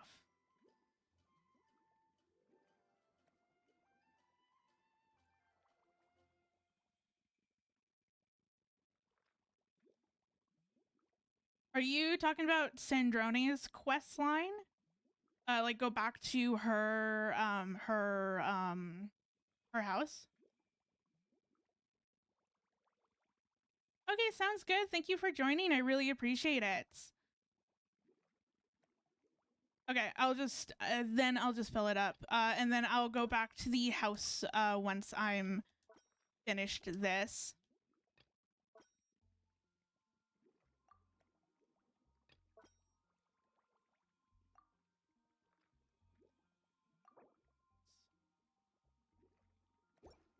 Okay, there we go. That's it. Your execution was perfect. I thought that there was like a specific formula that I had to follow, and then I don't see couldn't any find it, flaws and I in was the like, brewing wait. at all. Let me extract some and test the product's composition. One moment. See ya. Have a nice day.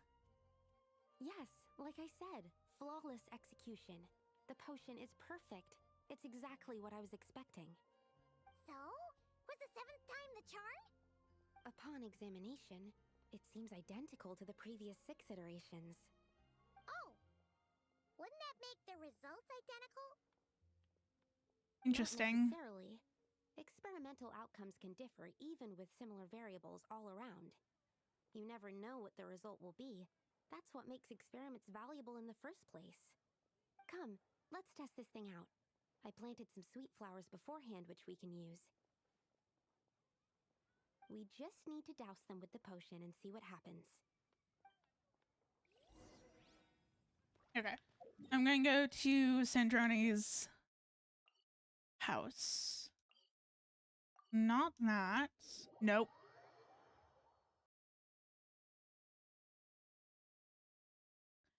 I need to remember where it's located.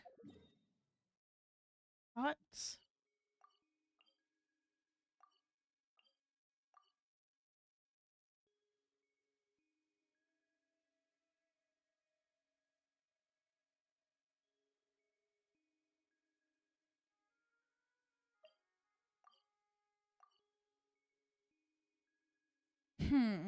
Is it not over here?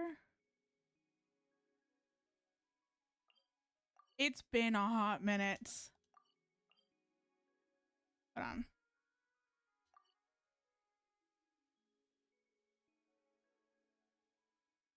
Oh. Thank you. I don't know why I thought that it was closer to the top of the map. I love this area so much. It is so pretty.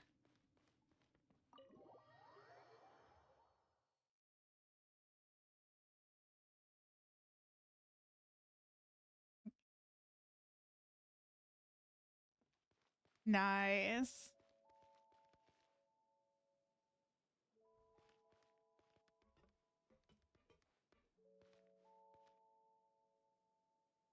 I do wish that I am so torn about him not being a part of her kits, because like on one hand it sucks because I do wish that he was a part of her kits, especially because, you know, he means so much to Sandrone.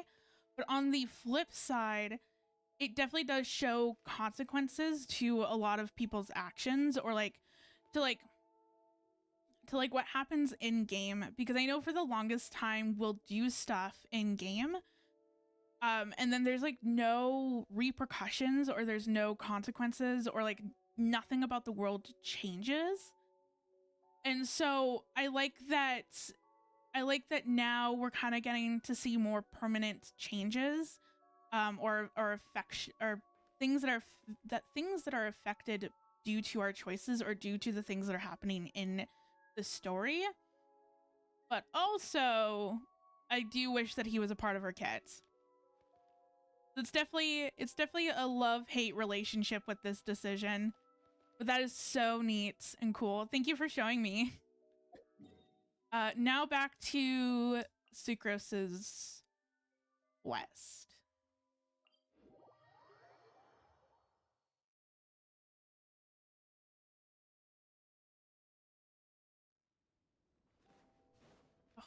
I haven't been to Dragonspine in a hot minute.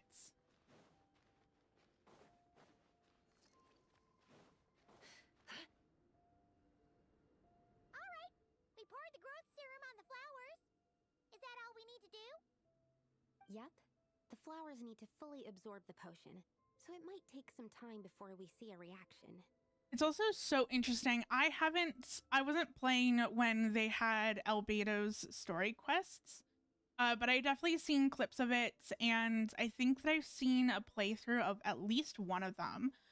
And so it's so interesting that Sucrose's homework is kind of mirroring that of Albedo's story quest.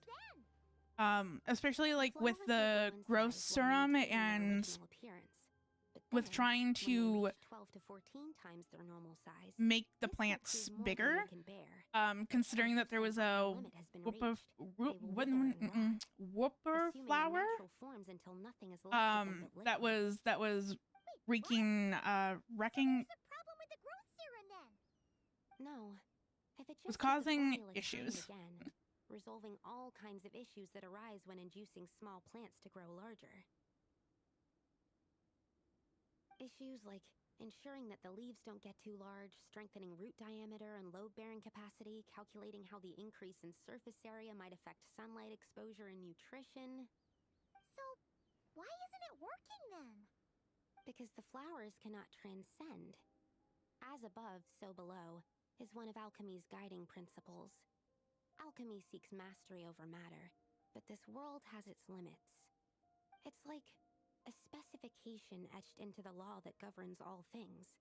Part of the purpose of doing multiple experiments is to determine if this specification is stable. Oh my god, true. I never even thought of that, but they definitely do look like dumplings. Exactly. It proves that the limit continues to exist. Okay, this is all a bit over Paimon's head, but basically, you needed the experiment to fail to prove that the limits and borders in this world are stable? Oh, what a weird experiment. Huh? I mean, I feel like the borders and stuff aren't going to be very stable or aren't going to be stable. Words. I feel like the borders of Teyvat are not going to stay stable in the future. That was what I was trying to say. That's not a sweet flower at all! What did I say? What did I tell you? Careful! It's a whopper flower. It must have absorbed some of the potion. Wait, but that's happened before, and it's never gotten this big either. I like how Sucrose is just like, yes. So like, Talk about this later. this has happened before.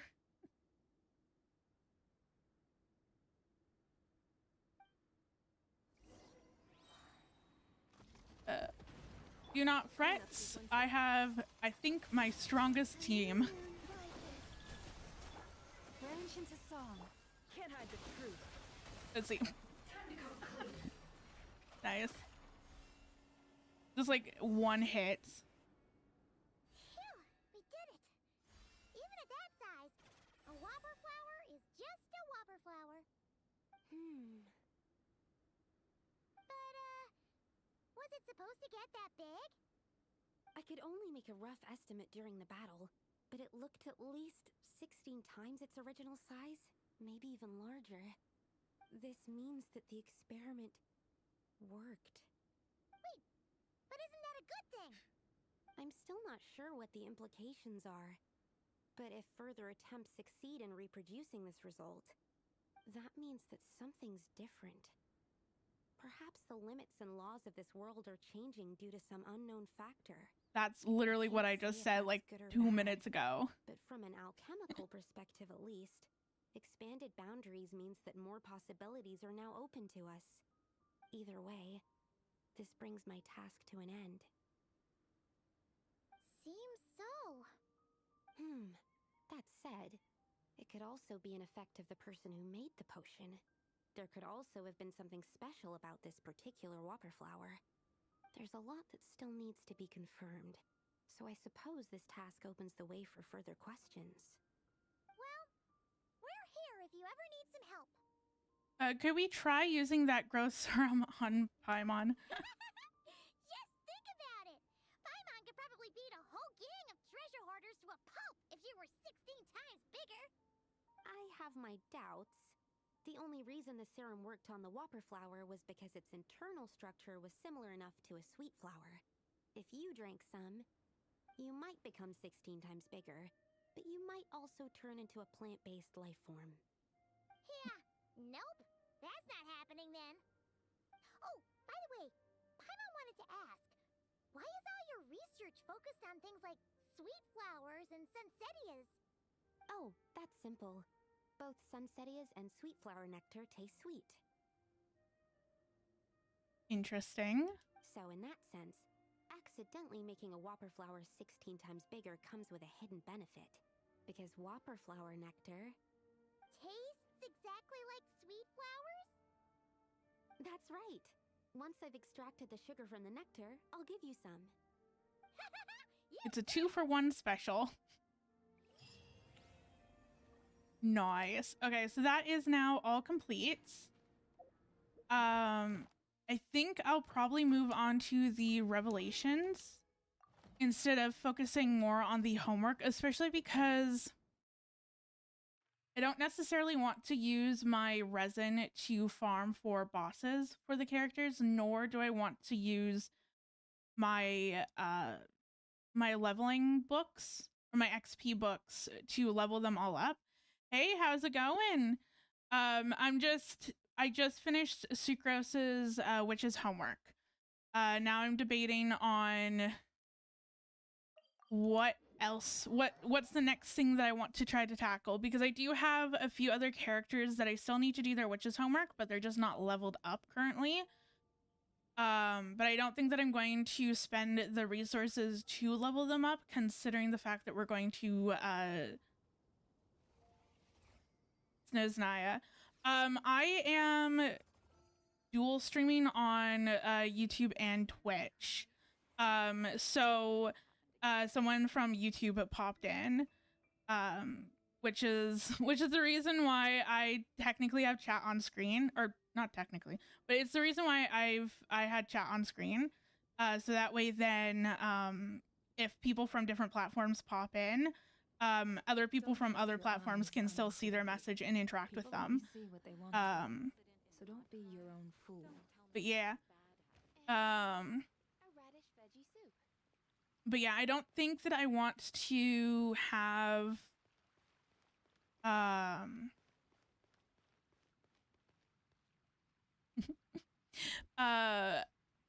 don't think that I want to use any of my materials or my resources to build up those characters, especially considering that we have Snezhnaya coming up in a few days, and you bet your ass that there's going to be new bosses, new artifacts I have to farm, new talent domains, all new stuff. So I would like to save my resin as much as possible. With that being said, I think that I'm going to switch to doing the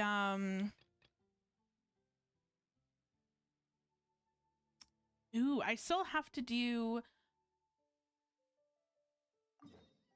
one more. I think I have one more whatchamacallit.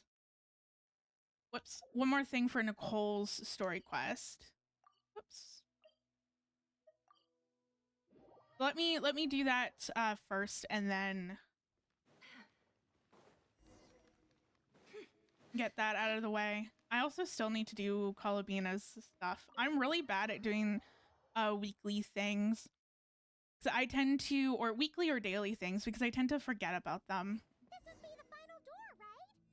Let's hurry up and find Nicole. Nice.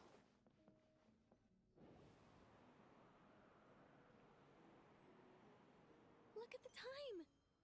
What am I going to do now? They'll be here any minute. And thank you. I also really like my model's hair. I based the model's hair off of my own hair. My hair is curly, like naturally curly. It's a lot more there's a lot more individual strands of curls versus what I have on my model, but it took me so long to get my model's hair correct. I think that it took me like 10-20 hours drawing and redrawing it to get it to the way that I would like it to look. So yeah, so I'm like, you know what? I'm not going to do smaller curl chunks, or not chunks. I'm not going to do like smaller curl things, but I'm going to have more larger ones just to make my life a little bit easier, and also to make rigging the model a lot easier as well.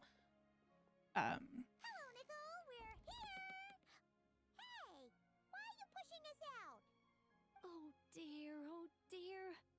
I'm sorry about this. Aren't you ready yet? Oh, how should I put this? Oh, blast. I'm afraid I can't explain it very clearly. I'll have to tell you the whole story. Yeah, I both drew and rigged my model myself. I've been drawing since I was a little kid. So yeah, I know when I first thought about getting into VTubing, like I knew I wanted a custom model, but I am not paying those prices. I mean, good for the artists, but not good for my wallet. And I didn't really want to settle on a pre-made model, so I was like, you know what? Let's put my drawing skills to the test. and I love how it turned out. Um, it's definitely, I think this is the best drawn character that I've done at all. Because I really tried to put a lot of time and effort in terms of like researching how to do anatomy and shading and all of that stuff, just to make sure that it looks really good. But yeah. It all started the first time the mages challenged the Animo Archon. But it's definitely, it was a challenge in of itself, just from drawing it and also rigging it. But I do love challenges and I love learning new things. So it was definitely, even though that there was parts of it where I definitely got a little bit frustrated and it's just like, what am I supposed to do moments. I'm really glad that I pushed myself to draw the model. Live 2D is a beast of a program. I followed a tutorial online or on YouTube. So on YouTube, I think that there's 2 different playlists from 2 different people. I followed the person's playlist that drew their models in Procreate because that's the program that I used. And no, sorry, that was someone else. Never mind. That was the drawing portion, not the rigging portion. But yeah, there's tutorials on YouTube that go into full-on detailed instructions on how to rig every part of the VTuber. It took me about a week of like full-on dedication to rigging the VTuber. And there was definitely some moments where I had to redo like hours worth of work because I screwed something up or I didn't like how I was doing stuff. But yeah, definitely if I did not follow those tutorials, I probably would have quit. I probably would have just stuck to a PNG model. Nicole, that's way too long ago. Oh, this isn't fair. It's so embarrassing that you'd end up having to hear this from my own mouth. No, it can't be helped. The facts are the facts. Just so long as Alice doesn't hear about this, there's no reason for anyone to laugh. Oh dear, her inner monologue's leaking out again. Besides, it's not really coming from her own mouth. Oh, I'm on. I decided to hide the feathers at the top of the study. I figured if I made things harder, there'd be a greater sense of accomplishment. But I'm really not very good at controlling these carefree eddies. I can only fly so high before I seem to hit an invisible ceiling. Can't you use magic to bring the feathers back down? Where would be the fun in that? Oh, Paimon sees your point. That sure is a tricky one. Nicole, could you try saying something? What do you want me to say? In simulacra, words are magic. Maybe you could say something that will become a staircase. Oh, I get what you're saying. All right, I'll give it a try. I definitely feel that as well. Because yeah, like it's definitely live 2Ds. There's so many different like things that you kind of have to that you have to pay attention to, and I like if someone asks me how I actually made the model, or how I rigged the model, I'm like, I don't know. If someone asks me how to do something in live 2D without a tutorial, I'm like, no clue. I have no idea. So it's definitely, I know that I also Googled some stuff. Reddit was my friend in a lot of the issues that I was facing. Nicole, this is a dead end. Leave it to me.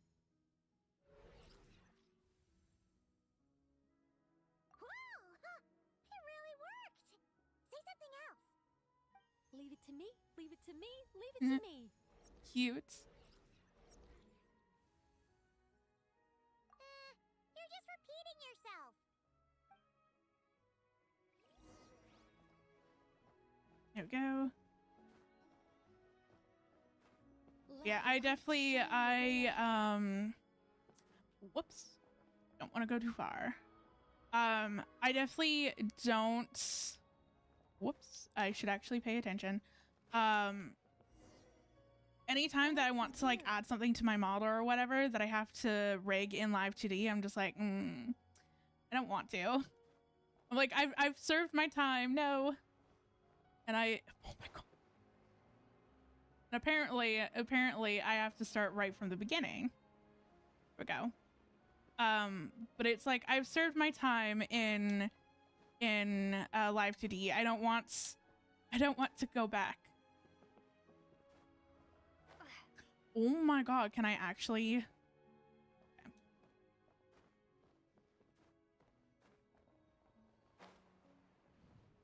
Why am I failing at this? Okay. There we go.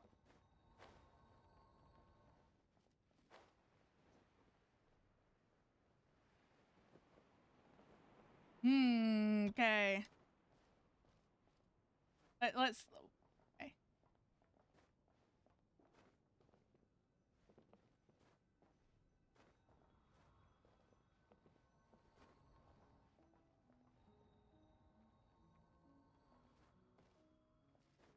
There we go.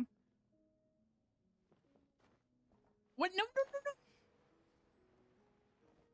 Why is this so slippery?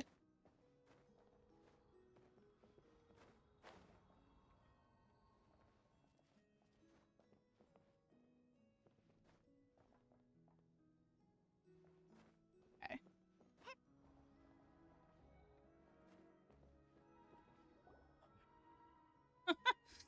I'm like, I don't know why. Like, it's probably because I'm playing on controller and sometimes the joysticks All are things may a little serve as sensitive.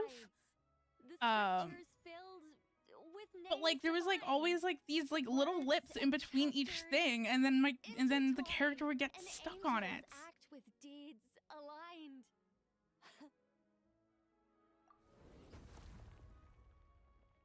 See?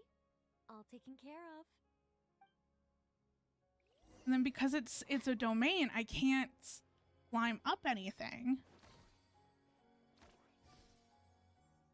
There we go. I feel like that was a lot harder than what it should be. This is so much fun! Paimon's head really is pounding. Seriously, did Nicole actually need to shout that loud just to make those stairs appear? What's this? Complaining now, are we? Aren't you worried a powerful mage like me might snap her fingers and turn those new trinkets into turnips? Paimon didn't mean anything by it. Come on, don't take it to heart. I'm only joking with you. You should know I'm not the silent, sulking sort of angel that keeps track of every little slight. And so, when their day of reckoning finally arrived, the traveler and Paimon ascended the 7-tiered steps to find a familiar figure awaiting them. Radiant flames converged to form wings upon her back. Her figure remained as noble and beautiful as the day they first met. Yet her eyes now shone with a cruel light. But why? Asked the traveler and Paimon in unison. It all started the day Paimon complained that I shouted too loudly. Hey! Words are magic here, don't you know? Don't say such scary things! Cute. Now that is... Oh, there is still one more quest, apparently. Ooh, a new room has opened.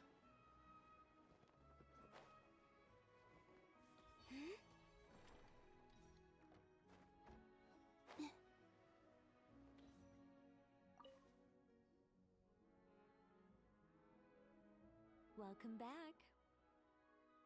I mean, But we it's not technically time never for a actually drawn-out, left. deeply emotional, tearful goodbye just yet.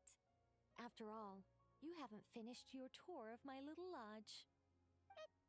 Paimon could swear we've been in all the rooms already. Well, I never actually said there were no secret hidden rooms, did I? Us mages like our little fancies, you know. You should be used to this by now.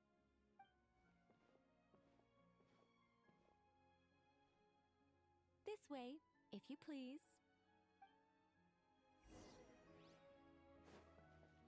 Ooh. Oh, this is so pretty. Wait. Oh, it's beautiful. Nicole, did you use your magic to transport us somewhere else again? Of course not, Paimon.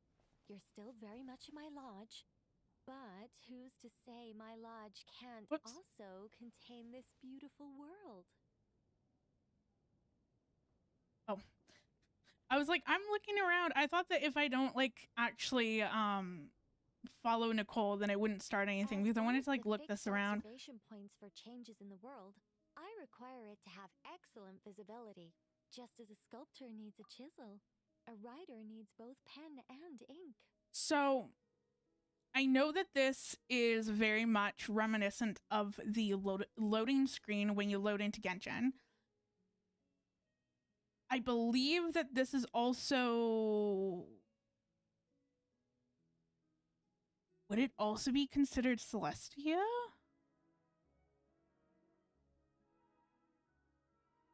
I can't... Sometimes my Genshin lore gets mixed up and then I can't remember certain things. I can't remember if both of these places are one and the same or if they're two separate things.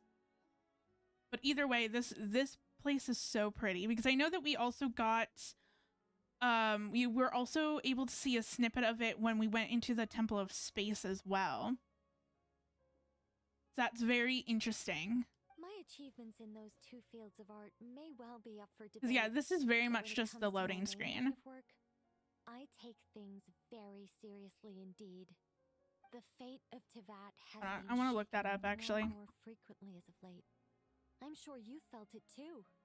Sometimes I can't help but think, if I still had the form, power, and abilities I once possessed, I'd be able to do so much more than I can right now. But I soon shake those thoughts from my head. If things were how they were before, I'd have so many more restrictions placed on me by the heavens. The thought of having that many things I can't even talk about makes it seem like a terrible trade-off. I mean, how would I tell stories without the freedom to say what I want? That's why I've never once regretted the price I paid, or any of the choices I've taken.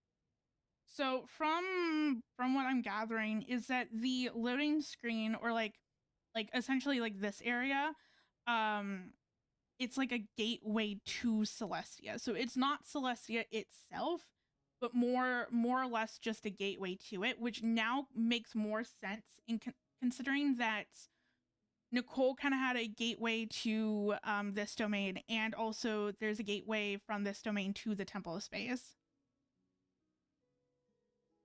Yeah, it's like when you first get into when you first load into the domain, you kind of, there's like a walkway and then there's a door and then you get into the domain of then you get into the Temple of Space.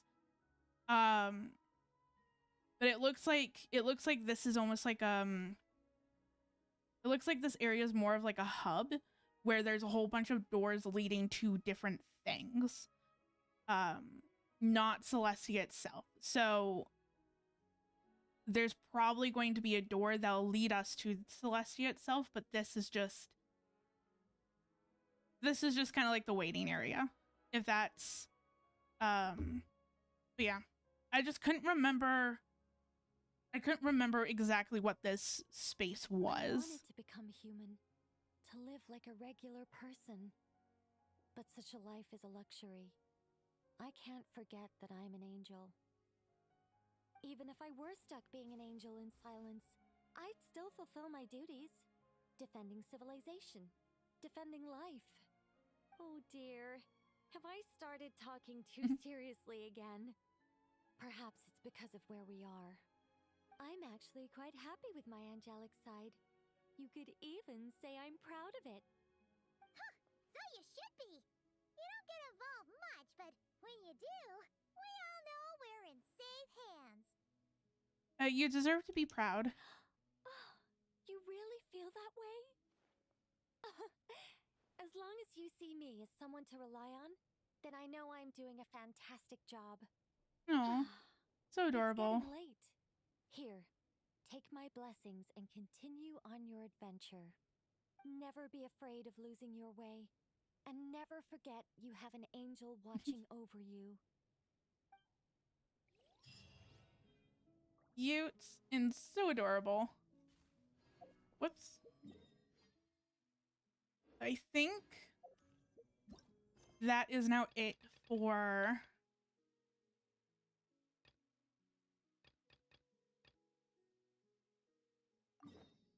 Nicole's story. So let's do the revelations, witches stuff. Because I definitely need to unlock the passive for Yaomiko. I can't remember if there's what other characters What? I have. Paimon seeing things? Mhm. Is that a Dodoko? Paimon, we're in Fontaine. You're probably just getting Dodokos on the brain. No, there really is a Dodoko over there. And it looks just like... It looks like Barbeloth. Oh, great. The Dodokos have finally risen up. Oh my, what a coincidence this is. Traveler? Paimon? I know, and the hair flip was so cute as well. Why is there something so fishy about hearing such a powerful fortune teller use the word coincidence? True. Perhaps, but it's no lie. This truly is a pleasant surprise. As a descender from beyond this world, the traveler's fate is not anchored in Tevat. Hence why most fortune tellers, including myself, are unable to predict your future. Hence why most fortune tellers, including myself, are unable to predict your future. But happily, this particular coincidence couldn't have been any more fortuitous. I recently happened to glimpse a peculiar omen.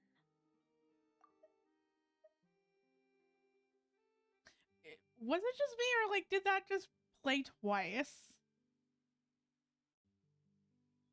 Weird. And since I had some free time, I decided to perform a brief divination and follow the omen's course. Just for a spot of fun, you understand. Oh yes, and while I was following this omen, I caught a few ethereal threads of fate and glimpsed the faces of their owners. Here, take a look for yourselves. Nice. These are all people we know. No, really? Totally not because they're playable or anything. Didn't I tell you? Someone with so many friends was bound to recognize them all. I know that voice, Alice. Hi, you two. It's been a while, hasn't it? I thought I'd lend a hand with Barbie's divination. Indeed, if Alice hadn't insisted, I'd have treated these names as minor variables and discarded them from the divination. But then you would have missed out on this fun little excursion, wouldn't you? Besides, as mages, we couldn't possibly disappoint the little cuties involved in the prophecy now, could we? It's the dream of every child to receive wonderful gifts, go on grand undertakings, and watch mysterious prophecies unfold. Which is all to say, we simply had to see this one through. And there's no point arguing with Alice. Anyway, if I can gather these minor variables together, I should be able to adjust my divination. So here I am, seeking them out, and if possible, offering them a little fortune-telling. So when will they be here? I don't have time to go around divining things like that, but I'm sure it won't be long. Is that why you've set up this stall? So you can sit and wait for them to arrive? Me too. I love Alice's voice. I also really like her design as well. I do wish that she had a more traditional witch's hat, but I don't know. I feel like her actual witch's hat fits more of her vibe of being more like whimsical and out there. Yeah, I really enjoy Alice. Don't She's such a worry, hoot. I'm not just sitting around twiddling my thumbs. This Dodoko is simply a stand-in. I'm still working on my research. That's right. And I installed sensors on Barbie's Dodoko. As soon as the right person shows up, she'll receive an instant notification. Nice. Dodoko will give a happy little wiggle to make sure our visitors are drawn on in. What are you doing back here? Take your arm off that. Mm. You'll knock my scryglass onto the floor. And hold that cup steady. I don't want you spilling hot chocolate on my manuscripts. Hey, how's it going? I'm just playing through or starting to play through the Witches Revelations to unlock some of the characters' buffs because I've completely forgot to do that. And with Snow's Naya right around the corner, I should really get on top of it. All right, keep your hat on just Because it's going to be There you go, very much Barbie. This necessary one's for yours. Snow's Naya. I hardly put any sugar in it, I promise. When you say hardly any sugar, I can't help but feel like we're not speaking the same language. Back to business. After we followed up on Barbie's divination, I was hoping to gather everyone up, everyone involved, that is, and throw a huge party. I've even decided how we can send out the invitations. Don't worry, I've already picked out the most beautiful birds available. I'm doing good. How are you? Picture it. In the dead of night, a huge, pure white bird flies through your window with a mysterious letter in its beak. Then you open it, and a whole new world appears before your eyes. Unfortunately, as I told Alice, doing that would only serve to disrupt the path of fate. Besides, dealing with such small prophecies is a real pain, so it's off the cards. Oh, fate is such a spoil sport. Nevertheless, we can still have a party. When the time is right, I'll invite everyone myself. And as I do hate waiting for parties, Traveler, Paimon, can I leave the job of bringing your friends here to this stall to you? Is that okay? Then we'd be the ones disrupting the path of fate, right? Thank you. I actually drew the model myself and rigged it. I love how it turned out so much. Seeing as the people in the prophecy already have ties to the Traveler, in theory, their fates are already intertwined. If the Traveler steps in to Here we go. invite them and hurry things along, it shouldn't have too large an effect on the divination. Reliable as always. For the sake of the party, it's in your hands. I promise to save you the best seats, closest to the cake. Barbie, why are you tearing that paper apart? What are you doing? Yeah, it's all I wanted to challenge myself to design and rig my VTuber. It definitely took some time. The designing phase and like drawing everything took a lot longer than I had anticipated, but it was a really good challenge, and not just in terms of how complex the design is, but also how each part of the body is supposed to move and how everything is connected. If you're struggling with anatomy or with like drawing characters, I think trying to draw a character how you would normally draw a VTuber is a fantastic exercise in terms of anatomy and stuff. Rigging took about a week, but I was following along with a tutorial.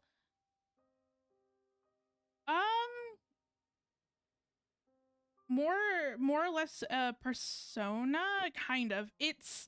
I based the model off of myself, and so it's not necessarily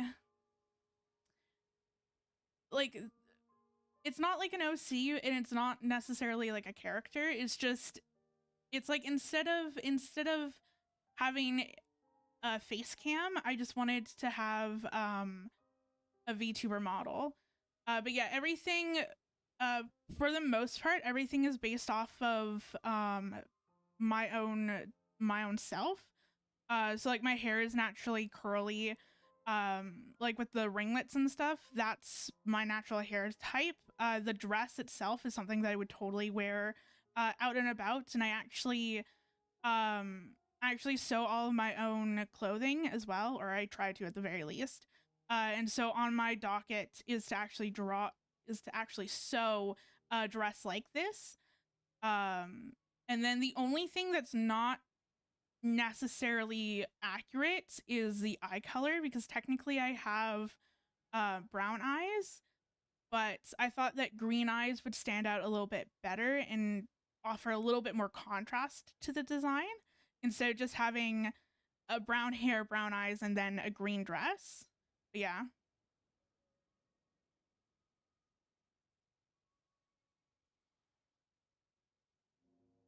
Yeah, pretty much. It's just me, but like 2D, and then also with cat ears, because I'm a huge fan of cats, and I know whenever I would use any sort of I don't know, like icon or whatever, I will always find, when I was younger, I would always find pictures of cat girls to use as like my profile picture. So I thought that that was kind of a nice nod to kind of my kid self and like my persona, I guess, when I was a kid and teenager. I'm using it to plug my ears. Between you and Nicole, if my head isn't hurting, then my ears are. Ugh, I miss Octavia.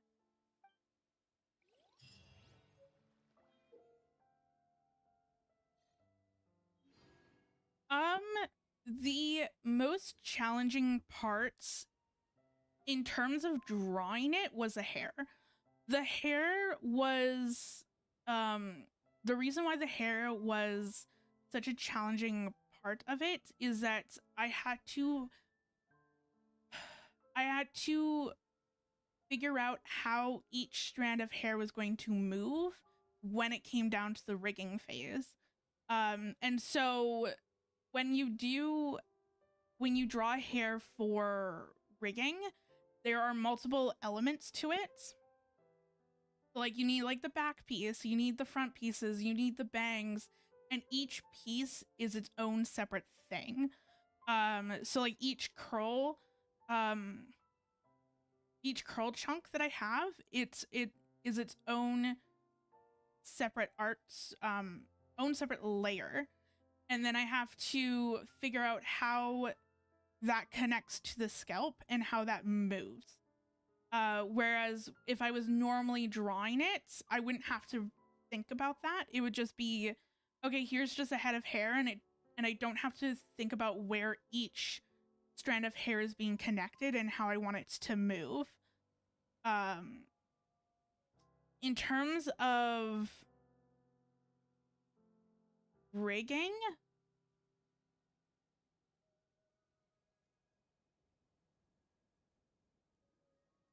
yeah, it's definitely yeah, because I want each strand to like move as well, and then certain pieces move more versus other pieces. But yeah, in terms of rigging it, I don't necessarily think that there is there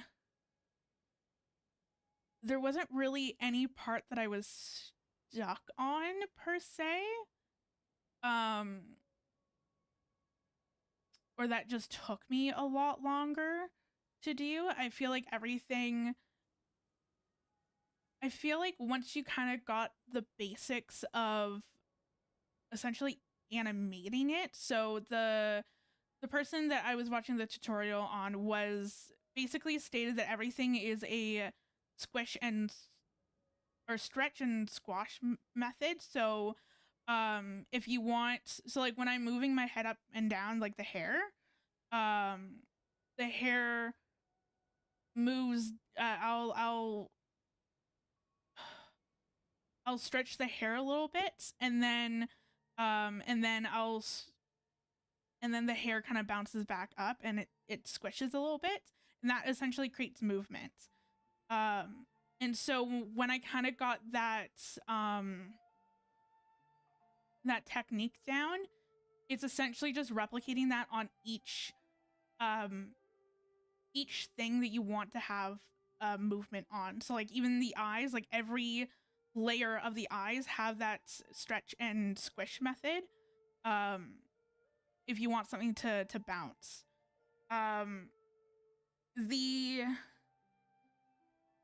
And then also thinking of everything as a 3D object, even though that it's in a 2D space, thinking of it as a 3D object. So like the head, when you turn the head a little bit, it's, instead of it being flat, you want to round it out a little bit. So yeah, it's, I would say once I kind of got those 2 points down, there really wasn't anything hard to do in terms of rigging. It was just trying to also learn how the program works and how things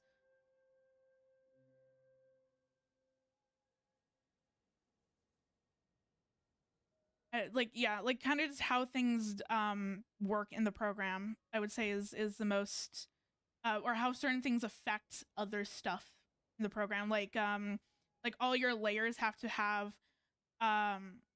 like a hierarchy, and if it's not in the correct hierarchy, then you run into a lot of issues. And I think that that was the biggest issue that I had when it came down to rigging it, was figuring out how to do the hierarchy and then how to do the meshing as well. But yeah.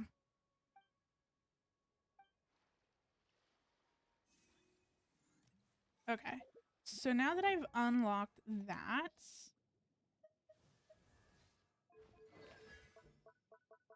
go. So the only two characters I can do is Yao and Diona. Brizley I don't have. Sayu I don't have. You're level 50, you're level 50, you're level 60. Yeah, it was definitely a really fun experience. Definitely not something that I would do on a regular basis. But it was a very cool and fun experience and very challenging. But yeah, I had a lot of fun with it. Thank you. I am definitely very proud of the model and the rigging. I think that this artwork, my model is the best drawn character that I've done in, I think, forever. Definitely going back and looking at my model versus some of my other character artwork, it's like there's this massive improvement in terms of my drawing skill. Can I go?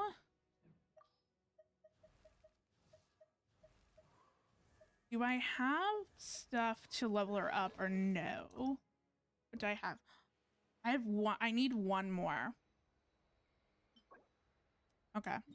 So I'm going to do this boss so that way then I can level up Mizuki? I think that's her name. I need Cryo. I think.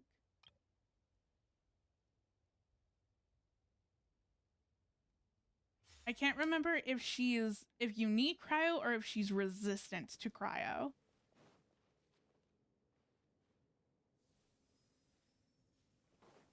I feel like I've done, thank you. I feel like I've done the same thing before where it's just like, I'll bring in one team and it's like, this is not the team that I need. Yes, that is the team that I want.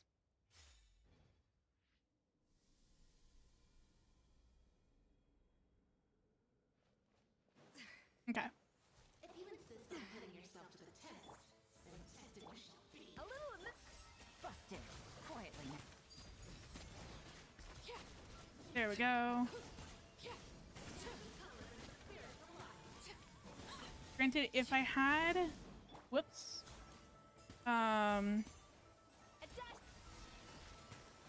There we go. Fun's over.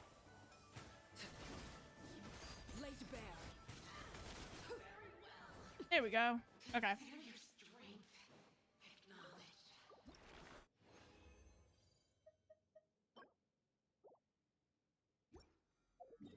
Nice. Now I can go back to Fontaine. Go here. Because I should technically have enough to level her up now.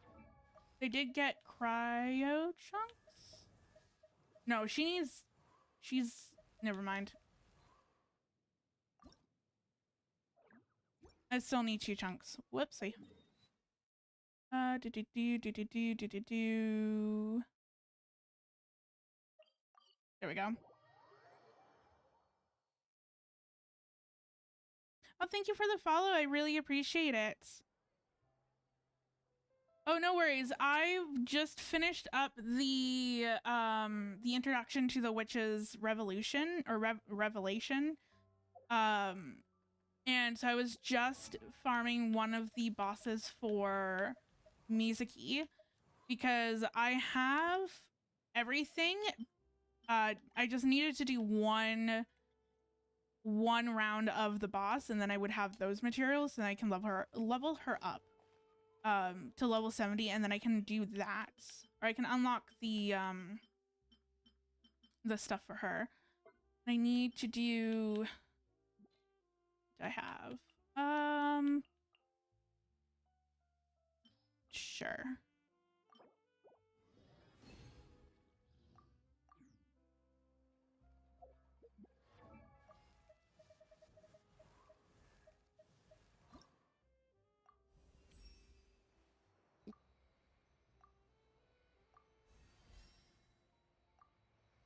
There we go.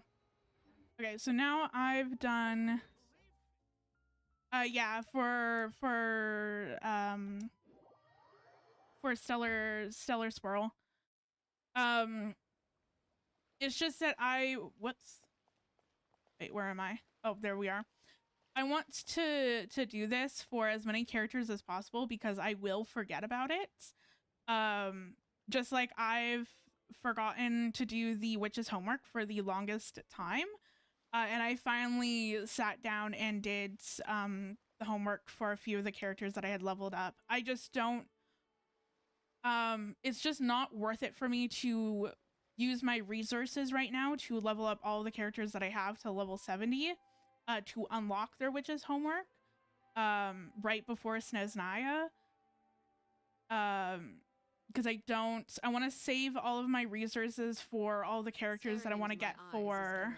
Yes, for Sneznaya, and then also, of course, there's going to be new boss materials, new talent material. Like, there's going to be so many new materials that I'm going to have to farm. So I don't necessarily want to use my resin for boss fights for characters, just to unlock their, I don't know why I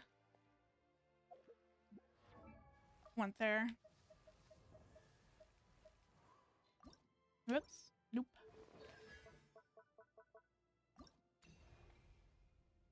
There we go. Let's do yours. Huh? Isn't that Mizuki and her 2 mini Baku? Are they talking to Barbara? I still have not done her story quest yet. I am so behind on story quests. I still have some from Fontaine. Lady Barbaloth was just talking about you. I was wondering if we might cross paths. It seems like fate has already arranged our meeting place. Fair. There is so many characters that intrigue me within Sneznaya. I feel like it's a 50-50 split between all of the characters. I feel like I think I can't remember exactly who I'm all looking forward to, but there's definitely quite a bit of characters that I would like to pull. Um, but yeah, I have a feeling that a lot of these characters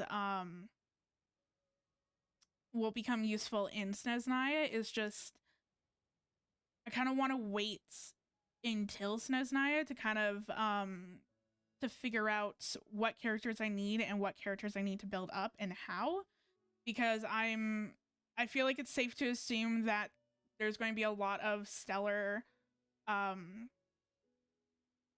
a lot of stuff in Snezhnaya that is very much tailored to the stellar reactions. So I don't want to go too heavy on leveling up or building up any of these characters just yet. Nice. I was really good up until Fontaine. I feel like, which is ironic because Fontaine was the first nation that I started playing, like on as the patches came out. But yeah, I've very much kind of fell off the groove with a lot of the story quests, and then I feel like they've changed a lot of the story quests. So like in Natland, you have like the character story quests are kind of interwoven into the reputation of the area. So that kind of tripped me up a little bit as well. And then now with Nodcry, a lot of the character quests were included in the Archon quest. So, but yeah, I'm slowly but surely trying to catch up.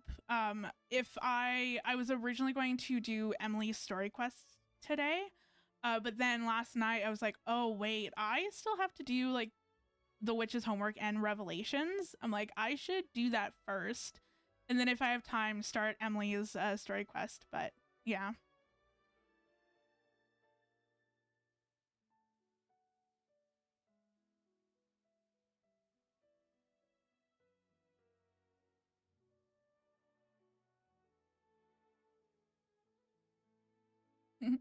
Nice.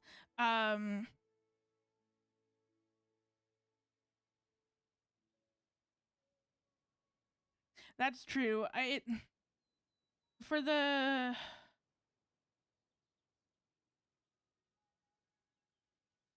oh my god, I cannot remember how to pronounce his name. But for the Fatui guy, I'm gonna say Pantalone, and I feel like that's not correct. I'm really bad at pronouncing names. But yeah, for the Fatui guy, I don't know. Like, I don't know if if he does become playable, he's definitely not someone that I would go after. But yeah, it'll be interesting to see if he does become playable. I'm very curious to see. But yeah, I'm very curious to see if there's any other characters that they haven't shown that will end up becoming playable in 7.0, or if there's characters that they've shown that aren't going to become playable. I'm very curious about that.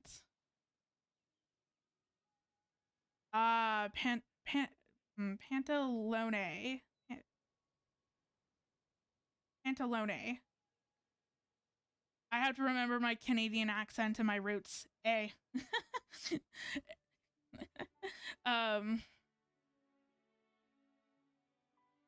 But yeah, I definitely pull characters based off of their kits, their character design, and then their personality.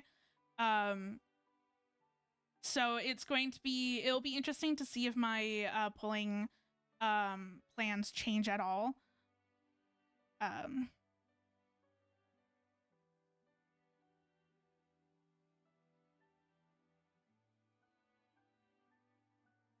True. That would be interesting. It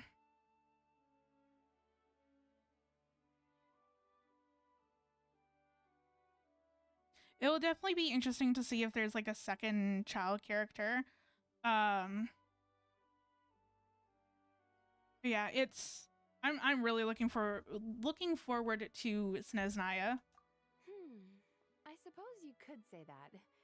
If the prep work for this educational film about psychology I'm doing goes smoothly, I should indeed have time for some leisure. Though until then, I still need to focus on my work. A film about psychology? Is this a new form of therapy? Whoa! Films can do that?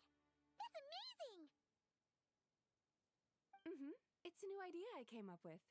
Back when I was promoting Isa Bathhouse, I took inspiration from Fontanian cinema and recorded a few variety show episodes. People seemed to love it. Not only did they watch every episode, they even remembered all the psychological concepts we showcased. So I thought, why not make a few films about mental disorders as a fun and educational way to explain basic psychological concepts? If I can raise everyone's basic awareness, perhaps people can develop a more objective understanding of what mental disorders are. Perhaps I can stop people from blindly dismissing these conditions as made-up nonsense, or treating them like some terrifying boogeyman. And maybe my future therapy sessions will go a little more smoothly. And nice. In terms of pulling for personality and design. Yeah, like it's definitely something where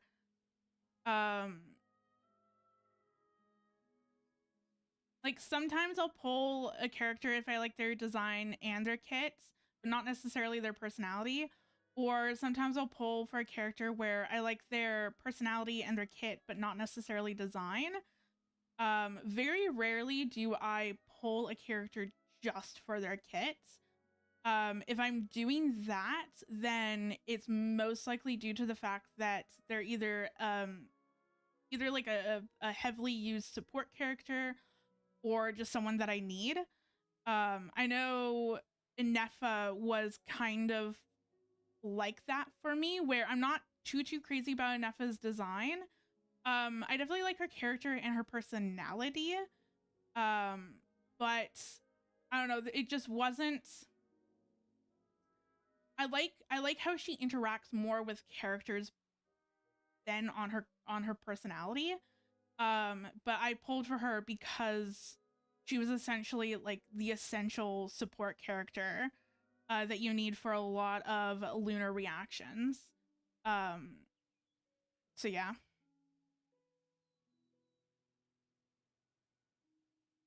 True. I feel like a lot of characters are no longer F2P friendly, unfortunately. I feel like a lot of them I feel like in order to have the most out of their kits or reach the highest amount of damage for a lot of these characters, they need a lot of 5-star supports, which definitely sucks. I am, however, happy that they are buffing older characters to be able to use them alongside a lot of the newer characters, and I especially am happy that they're buffing characters for the stellar reactions.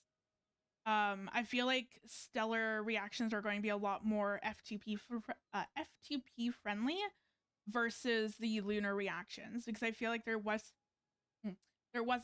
a lot of 4. I don't think any 4 stars triggered the lunar reactions, to be honest. So that's something that I'm really happy about going into Snezhnaya, that it's a little bit more FTP friendly.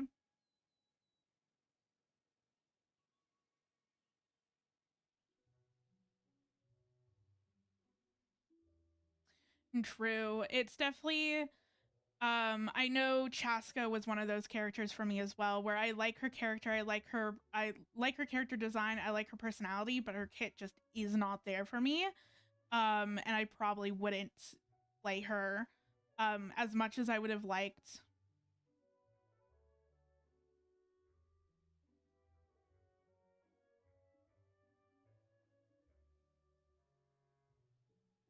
Yes, there's definitely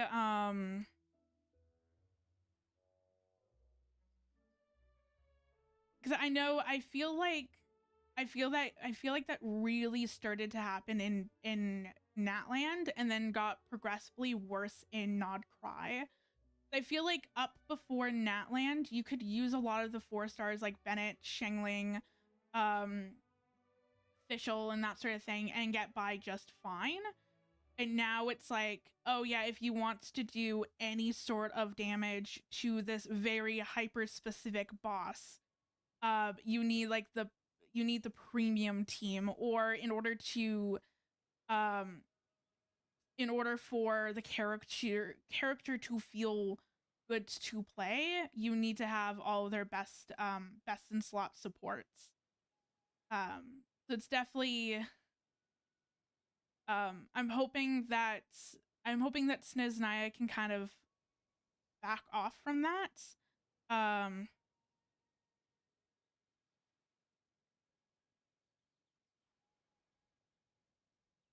Yeah. It's definitely I'm not a huge fan of a lot of Natland characters, so Natland in terms of like Spiral Abyss and endgame content was brutal for me. Just because a lot of the bosses require you to have Night Soul, and if you don't have Night Soul, then forget about trying to actually get through their shields and deal enough damage before they essentially one shot you, which is not fun. I'm fine if there's like I'm fine if there's a shield that you have to break and it's easier to break with said characters that are needed to break those shields, or said mechanic that is needed to break those shields. But on the flip side, it should still be you should still be able to deal enough damage to break those shields without needing those characters. And I think that, and if you don't have enough, and even if you can't break those shields in time, I don't think that the boss should then one-shot you, because it's just like you're being punished for essentially not pulling.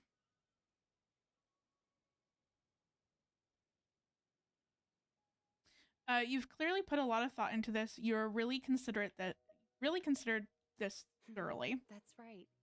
After all, illnesses of the mind are invisible and hard to pin down. Trying to get a hold on them, or even just detecting their existence, is sometimes far from easy. But even I don't know how to pin them down to fit neatly into a script. I'm a bit embarrassed to admit it, but even though I've written quite a few papers about mental health, I'm completely stuck when it comes to writing a film script. Sometimes I stay cooped up in my room all day, endlessly going over a few lines of dialogue or a few seconds of plot. Even then, I might come away with nothing to show at the end of it.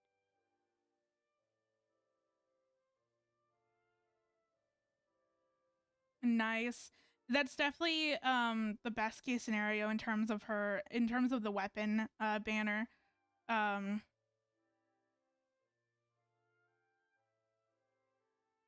Because definitely the weapon banner for me, I always tend to lose my 50-50 on it. So if I'm pulling for a weapon, it's like, okay, I need to make sure that I have enough to get the guaranteed, because I'm 9 times out of 10 going to go to it. And yeah, Stygian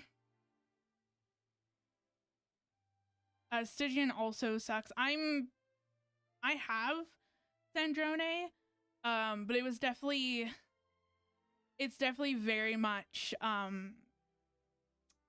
tailored to her.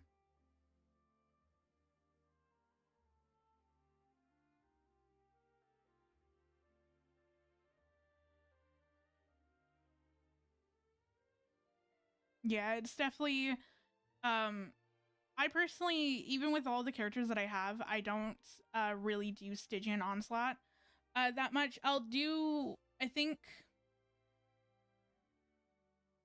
Menacing. I'll do the fourth tier of it, but that's about it. Oh no, don't worry. It's completely fine. Like, I mean, I'm fine. I'm totally fine with chatting. And also it's a story quest. Like, it's not it's not a story quest where I'm like, ooh, I need to be 100% involved in it. It's just a mini story quest just to get their their buffs, so it's fine. But yeah, that sounds exhausting. You need to relax. You're just missing a little spark of inspiration. When Paimon and the Traveler get stuck on one thing, we do something else, and then, ding! The answer just pops into our heads. It seems like great minds think alike, Paimon. That's why I came here. To experience a form of divination quite unlike the fortune slips I'm I used to. also don't necessarily like talking over the dialogue, because sometimes it can be hard for me to either A, hear the dialogue, or I'm worried that people aren't going to be able to, or it's just going to be too much for people to watch or listen to when there's like 2 or 3 voices talking at the same time. Since you're looking for inspiration, go ahead and draw a card, Miss Yokai. I hope that mage's unfinished fairy tale can lead you to the inspiration for your own story. All right, Lady Barbaloth. But most of what I know about divination relates to the Grand Narukami Shrine. Fortune-telling with cards is a first for me. If I do anything that breaks the proper ritual etiquette, please set me straight.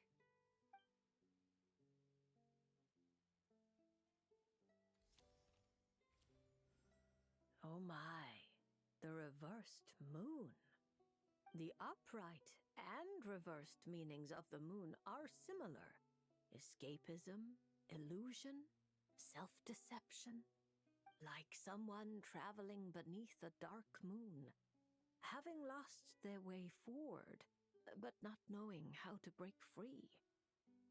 Ooh, that's actually really hard in terms of like who's my favorite Genshin character.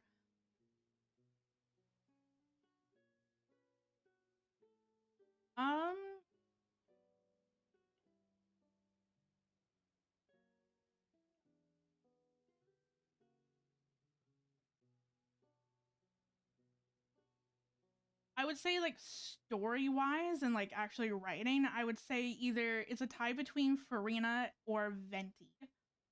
Um, I think Venti, um there's so much about Venti that we haven't learned, or that it feels like he's kind of hiding stuff, so I'm very intrigued about that. But I think that Farina would probably take the top spot in terms of like my overall favorite like well-written character. Um like I love Fontaine's story so much.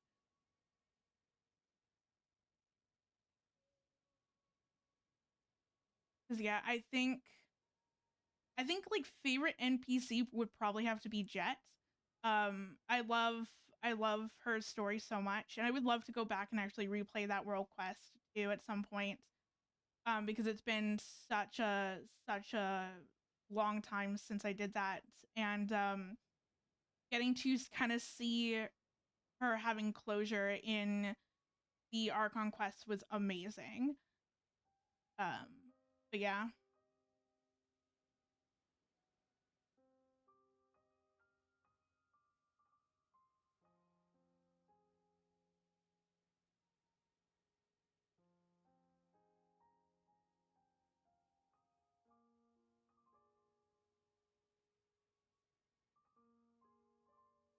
I think if I was to say like my favorites, not necessarily like my favorite friendship in the game or like characters bickering back and forth, I would probably say Anefa and Aino. I love their relationship so much. It is so cute and very very wholesome. Um, and yeah, I would love to have just an entire quest line where we're just following them in their day-to-day lives, because that would be so fun.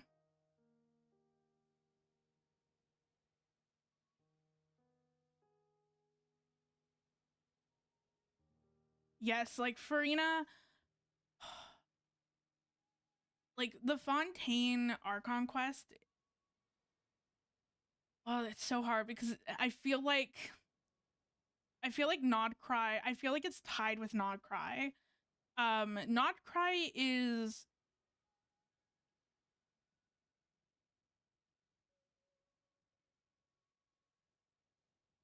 like I feel like Nodcry was way better written versus Fontaine, but I feel like Fontaine um still just holds like a very good spot in my heart. Yeah.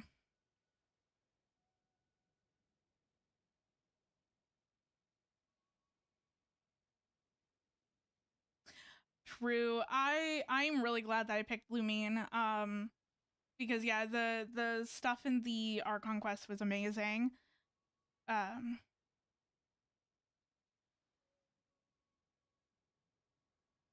I don't play ZZZ. It's not my forte. It's not my favorite game, but I do sometimes play Infinity Nikki, which I am thinking of playing tomorrow. Just for something just a little bit different, but I do know that Farina's voice actor voices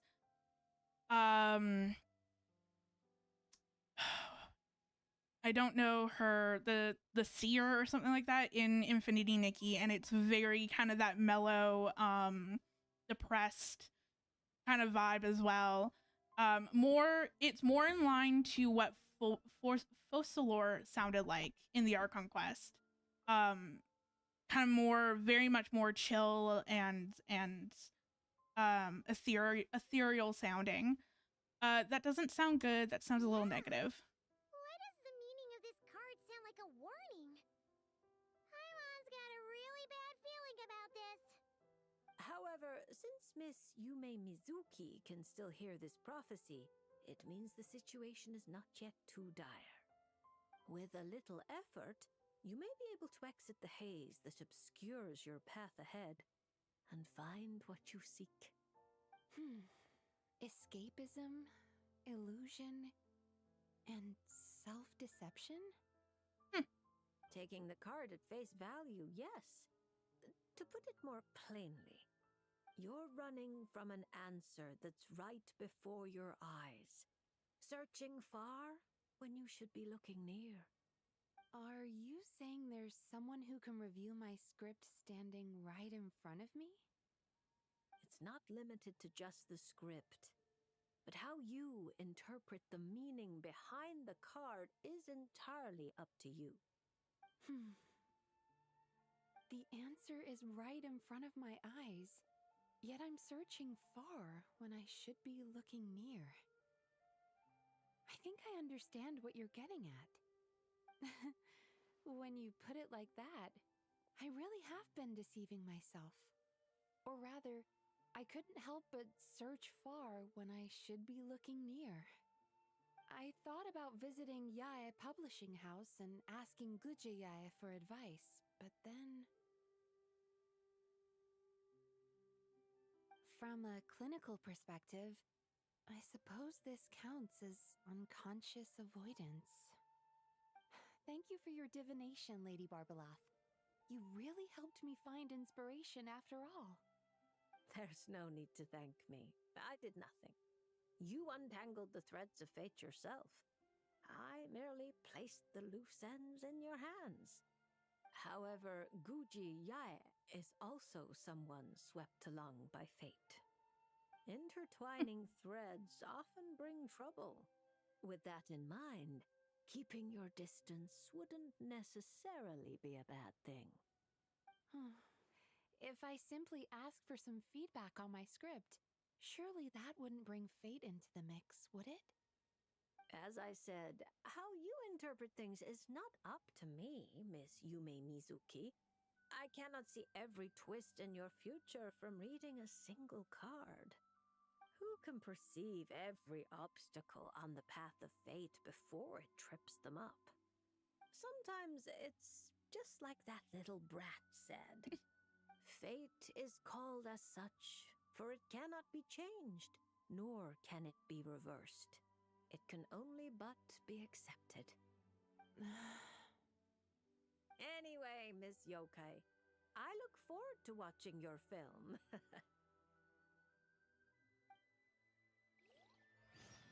Nice. But yeah, Fontaine was a lot. Fontaine was really fun to explore. I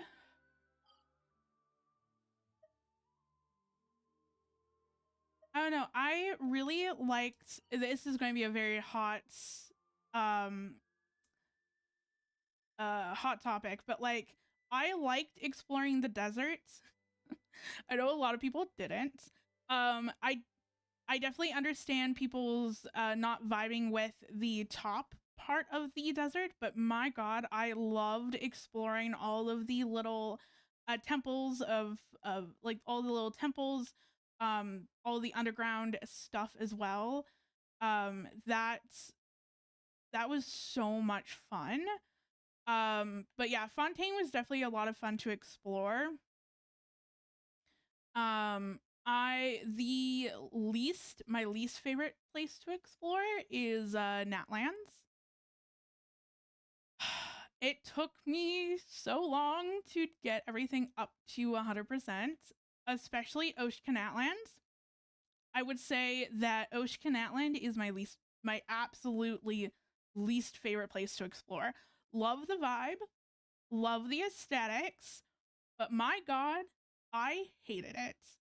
I my my thing is that I was not a fan of the cuckoo soars. Saurians, they were hell on earth trying to maneuver and to actually fly. And the amount of phlogiston that they used was astronomical. And I also did not, at the time that this was released, I did not have a character that I could use to fly around the area. So I was kind of stuck with using a cuckoo soar. And yeah, it's not the greatest.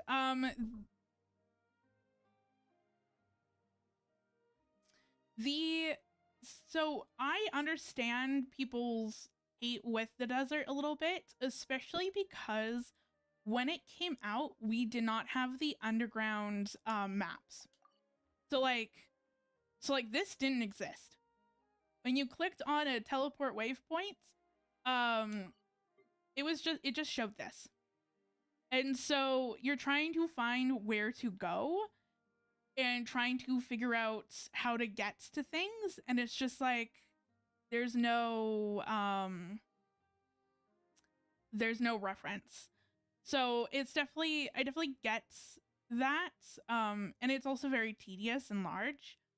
But yeah, it's definitely I loved my favorites. I think my favorite kind of puzzle in terms of the desert was the invisible walls and floors, like trying to get up somewhere or trying to do the collecting the particles, and you kind of just had to hope for the best that you actually run up the invisible platforms and you don't fall off. I would say that was like one of my favorite puzzles in terms of the desert.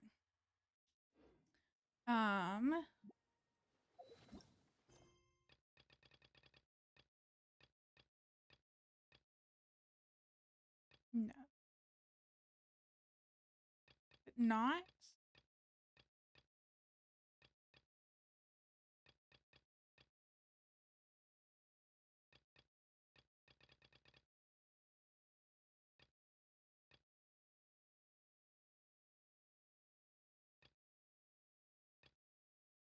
Oh, there we go. Where are we?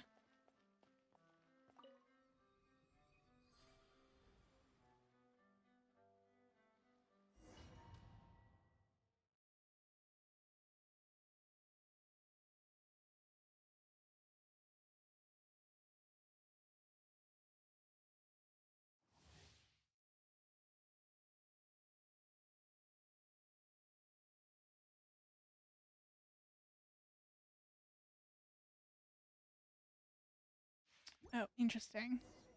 I guess it's just like a trial. Time to relax. Ooh. Cast Do your I know how words to the wind. use this character? Absolutely not. Whoops. The night is cold. Don't be scared. Yachan, Taechan, let's go! Don't know. Okay.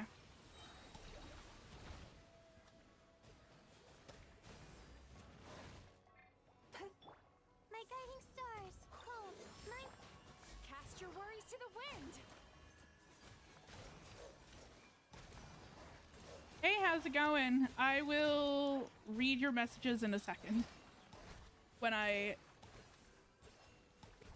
This not... Stars, shine for me.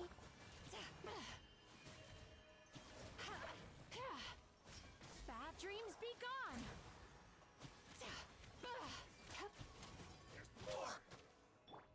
The night is cold. I don't know if this is actually how I'm supposed to use her, or if I'm missing something. And hey, how's it going? It's nice to see you too as well. I know that it's been a hot minute since I was last live. I was busy vending at my local Pride event, which went extremely well actually. But I've just been so exhausted afterwards, just due to the adrenaline, the stress, the anxiety, everything. So I've kind of skipped a few streams, or I've only skipped like technically one. But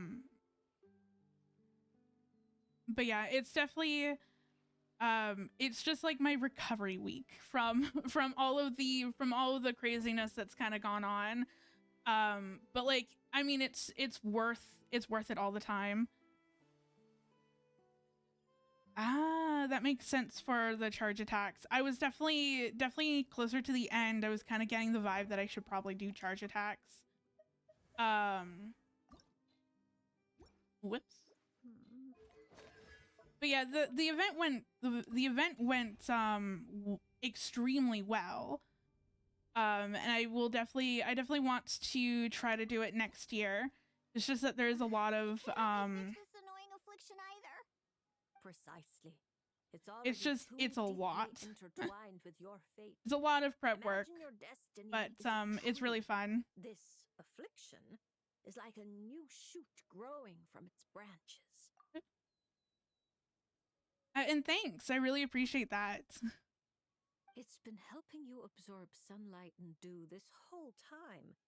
It, long ago, began to shape your fate. If you cut it off now, the wound left behind might fester. I also like how I'm doing everyone's witches revelation in before I even do Yaomiko, which is literally the person that I wanted to do this for. But she's gonna be like the last person that I do. Well, if that were the case, your fate would have rejected it, and we could have easily pruned it away. Unfortunately for you, it's not at all what you say it is. Ooh, and what ideas that you have? All right, enough talk. That should be enough to convince you I'm a legitimate fortune teller, yes? Now, just like I told you, come here and pick a card at random. And let me give you a little advice about your future. So I just pick one at random, Okay. How about this one? No, wait! This one! Don't overthink it. No matter how you choose, you can only ever draw the card that's destined for you. I love that laugh. It was just kind of it was so creepy. Witch from a fairy tale. But since she's so good at it, her advice could prove really helpful. I have to choose my card carefully. And so true. Saving the best for last is definitely the way to go. You're scaring her. Long time no see, Diona. Traveler? Paimon? True to form. Here you are at just the right moment. You're too kind. Timing is my strong suit. How else could I handle so many commissions? Do. Well said. Compared to an intangible thing like fate, commissions have a far more intuitive effect on shaping our words and deeds. Ooh, and nice for the chibi panels. I know that now that I have a little bit more time, I would like to continue working on adding some new emotes for Twitch, and also doing some new toggles for my model as well.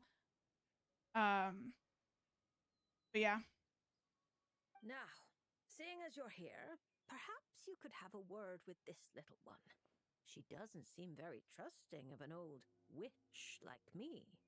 Well, it's not so easy to trust a weird-looking fortune teller who set up stall in the middle of nowhere.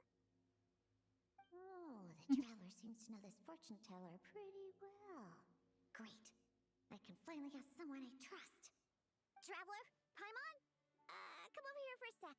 I need to talk to you in private. I was just about to ask, what are you doing in Fontaine? Looking for new ingredients, of course. Oh, my previous approach to mixing drinks was far too narrow. Oh, that's right. She's also, I think she's also going to be in Snaznaya as well. Paimon wouldn't exactly call the things you put in your drinks food, Diona. Well, If I'm remembering correctly from the live stream. As long as you grit your teeth and close your eyes. It's stuff you can force yourself to swallow. So you're planning to find completely inedible ingredients, I see. I've already found a bunch of rusted screws, scrapped cables, coagulated chunks of grease, dust bunnies, toe jam. I was going to say, like, with the rusted screws and the cables, I feel like this is a drink made for Nefa. All things considered, considering. Research Institute, who makes Fanta. He's been a real help. Where did you run into him? Well, I heard that really tasty fizzy drink stuff comes from the Fontaine Research Institute, so I headed over to take a look. When I got there, Mr. Henri let me try a few bottles of the new Fanta flavors. Completely on the house. Mr. Henri doesn't smell of alcohol at all. Nope. He just smells like Fanta. Sweet and tangy. When stiff, and you can tell he's a reliable sort of grown-up. I'm not going to be free after stream. I have, even though that I'm now not, or,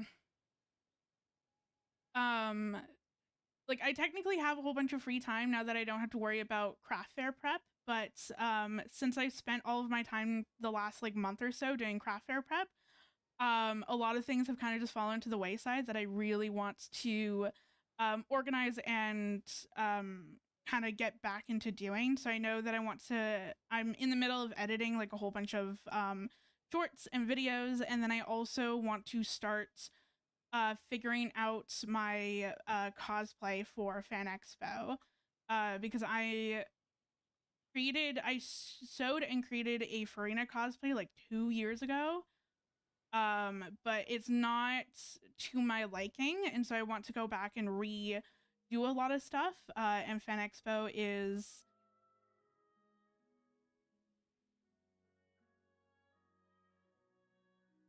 in about 5 to 6 months, but considering the fact that I have to pattern everything out and fix a whole bunch of stuff with my Farina cosplay, like I want to start it ASAP. Technically I wanted to start that like 2 or 3 months ago, and just with everything, it's been pushed off.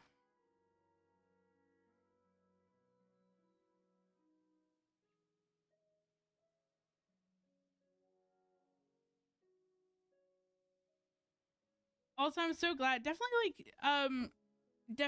try. I mean, like, definitely just open up the program and try it. I mean, there's no rush either. Like, even if it takes, you a month to do something within Live 2D, or like rig a portion of the VTuber, it's still progress.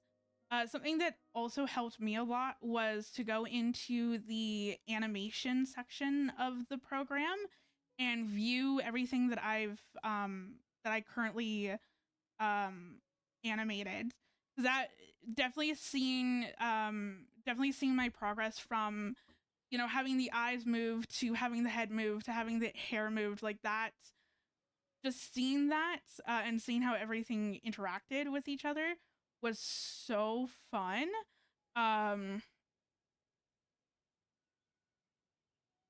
um, and it really kept me going, and it really kept me motivated to actually continue doing things um, despite having to backtrack on a lot of stuff.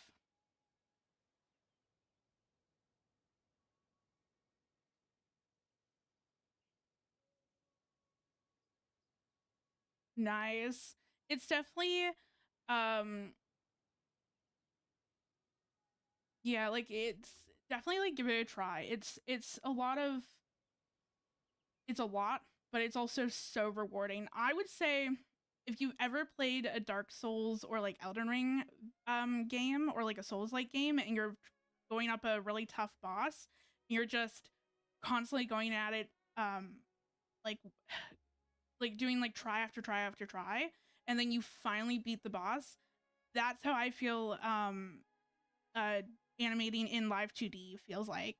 Is that even though that you struggle and you don't know what you're doing half of the time, when you actually get something that works, it is so much fun. And he was the one who suggested I come to this stall. He said my affliction is probably beyond the Research Institute's ability to analyze. But he heard that this weird fortune teller who showed up recently near the court of Fontaine, apparently, everyone who's been here says she's crazy accurate. Maybe if you get your fortune told, you'll learn something about what's causing your affliction. If you grasp the principles behind it, perhaps you can find a cure. Well, hard to argue with that logic. Guess he didn't end up becoming a researcher at the Fontaine Research Institute for nothing. So I came here to see the fortune teller. As soon as I walked over, she stopped me and said there was a strange disturbance surrounding me. Before I could ask, she blurted out all the answers to my questions. But the scientific logic of the Fontaine Research Institute doesn't directly apply to divination. Even if you understand the principles, it doesn't mean the solution will be easy to come by, just like I told you. Mysticism isn't built of bearings and bolts, and I can't simply repair your fate for you. Oh, are you telling me nothing can be changed? Then what's the point of drawing a card? By drawing a card, you may just find a tiny missing gear to fit into the wheel of fate. It may seem insignificant, but when installed correctly, the tiniest gears can still drive massive mechanisms. You're not just humoring me, are you? Traveler, what do you think? Barbarloth is very reliable. Just relax and draw a card. All right, if you say so. Then I'll take one.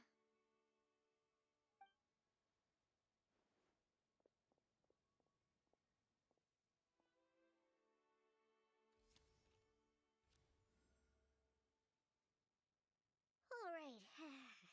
Here we go. Looks like it's... Oh my, how strange. To think the disturbance surrounding you has grown with such vigor.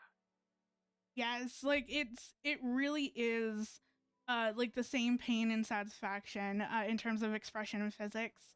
Like it's so it's so frustrating, but then when you finally get something that you enjoy, it's like, oh, this is worth all the pain and suffering that I just experienced. And it's just this incredible like high and low, or the low and high in terms of everything. But yeah, it's definitely, I would say, my favorite part in terms of rigging had to be the eyes, which was ironic because it was the first thing that I rigged on my VTuber. The eyes, like just seeing them sparkle and like seeing everything like seeing everything be animated. It's so much fun. Yes, it's an uphill battle that has no end. Until you actually like learn a lot more about the program. But yeah. It's no longer a shoot, but a sturdy branch. How curious. Huh? What are you saying? Does this mean the drinks I mix will taste even better from now on? That doesn't sound like a bad thing in itself, but given everything we know about Diona's motives... If we judge solely by your affliction, that would indeed be the case. Furthermore, the card you drew is the reversed High Priestess, which means you've been too focused on the illusions before the veil, which is precisely why you've been unable to pass through it for so long. That doesn't sound like it has anything to do with mixing drinks. I thought this card would tell me what ingredients I need to use. The lunar arcana aren't known for creating recipes. At least, not yet. But mixing drinks isn't the only way to find the answers you're looking for. The answer is to teach those old booze hounds a lesson, so they never get drunk and cause trouble again. I love Diona so much. But while your body moves forward, your heart remains stuck. That's not true. I hate those weird old drunkards from the bottom of my heart, especially... I see. Then, have you talked to the one who fills your heart the most? What? How did you know I was thinking about one person in particular? I didn't even... Through divination, of course. Perhaps you should cast aside your impatience and confused emotions and tell him how you truly feel. You might find it more effective than trying to mix the most disgusting drinks in the world. There's no way he'll listen. Once he started drinking, he doesn't listen to anyone. Oh. Perhaps that was true before. But now, you found a tiny gear from the Wheel of Fate. Return to its rightful place. Certain things might undergo subtle changes. You mean that? But it is just a card! Of course not that. I'm talking about your heart. Something which has already begun to change. But yes, definitely getting the eyes and physics to like finally sparkle. It is the ultimate payoff. I would say the hair, like the eyes were fun to do. And it really kind of gave me that that payoff that I needed to continue going.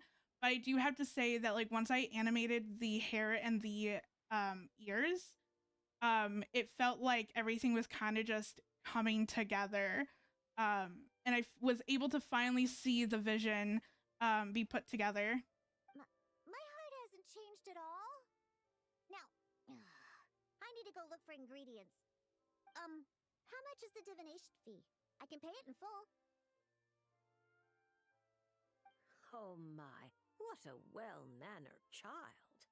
Much more endearing than that other little brat. But there's no need for a fee. Just consider this a gift from a witch. Thank you. If you ever come to Mondstadt, I can treat you to a drink. I guarantee it'll taste delicious. Oh. Mondstadt, you say? Yes, if I get the chance, that might not be such a terrible idea. And thank you for helping me out, Traveler in Paimon. You're welcome. If you ever need help, just let me know. No matter the trouble, Paimon and the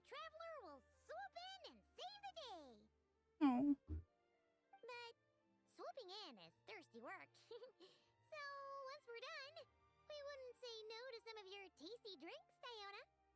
It's a deal. Next time you're in Mondstadt, I'll treat you to the best drinks you ever tasted. The kind with absolutely zippo alcohol. By the way, if you have any more questions about your card, look for someone named Mona. You probably already know who I'm talking about. Mona? Yeah, I know her. She always orders the cheapest drinks. Is she a powerful fortune teller too? Ha! She's nowhere near my level. Still, she should be up to the task of reading the lunar arcana. Otherwise, she might as well hang up her hat. Just tell her you've brought a prophecy on behalf of the mighty astromancer Barbaloth Trismegistus as a test. Don't worry. As long as you say that, she'll do her best to interpret it for you. I think I got that.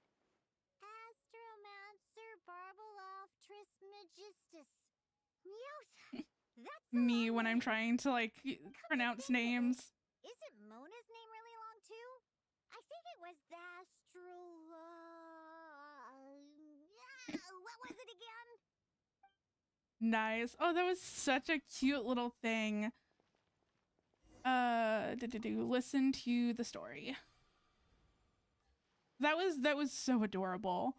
I definitely like that over Mizuki's little interaction, but I also feel like I know more about Diona than Mizuki, so I feel like that makes Think you could bully me? a little bit more sense. I feel like Razor's pretty straightforward to use. I should also shield up again. Can't handle your drink. Oops.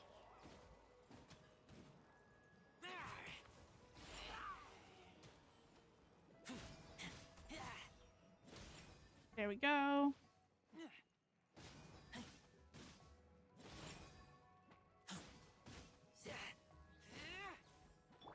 Think you could bully me? Ah. I need to hold down his skill. That's what I need to do.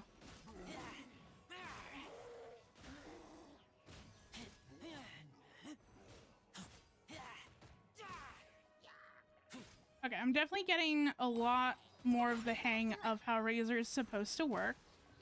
So that's good. I think outside of Imaginary Theater, I have not actually used Razor at all. So, whoops.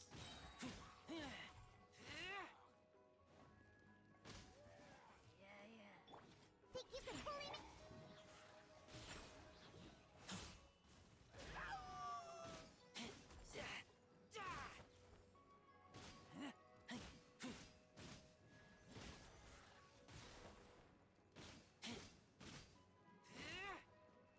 Okay, last one. There we go.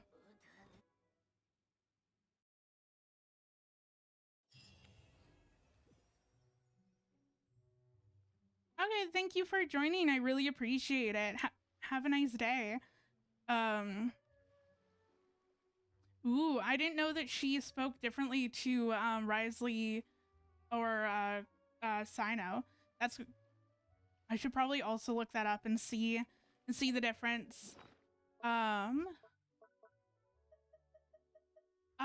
that's where they are. Well, that's good to know. I thought for whatever reason it was in this page for the witch's homework. But no, it's here. So that's good to know for future references. Okay, so the last one that I need to do is Yao Mika. I should probably at some point also level up Chi-Chi. And get her revelation done. Because I feel like she's a pretty decent character for everything. But I don't know, we'll see. Oh look! Now it's Yao Miko's turn. Saving the best for last. Stressful. You remember the Mikawa Flower Festival, right? Sure. It everything turned out for the best, but it was a real headache to get there. And she made us sign ourselves away. But not this time. We're not the ones doing labor, so we definitely won't. Keep your voice down. Well, well, traveler, Paimon. To think we'd run into each other all the way out here in Fontaine. So, what are you... Oh, Miko! Did you hear that just now? No, I didn't hear a thing. But judging by your expression, I doubt it was anything... flattering? No, it's not like that. We're really happy to see you, Miko. What brings you to Fontaine, anyway? Well, that was an awkward change of subject. Miko really got us this time. Why else would a poor, overworked editor-in-chief like me be here? I'm toiling away on Yai Publishing House business, of course. I had just bought a box of new books and was planning to take them back for my editors to study. When who should I see but an old friend of mine lingering at this fortune-telling booth for the longest time? Back home, she rarely visits the shrine to draw fortune slips, so her sudden interest in fortune-telling was quite the surprise. So I came to get a reading, if only to satisfy my curiosity. Huh? You're finished already? Why didn't you say so sooner? What card did you draw? My, taking such an interest in my future, are we? If you want to know, I might be persuaded to let you see. However, you'll have to pay a price. Let me think. How about you sign on with Yai Publishing House?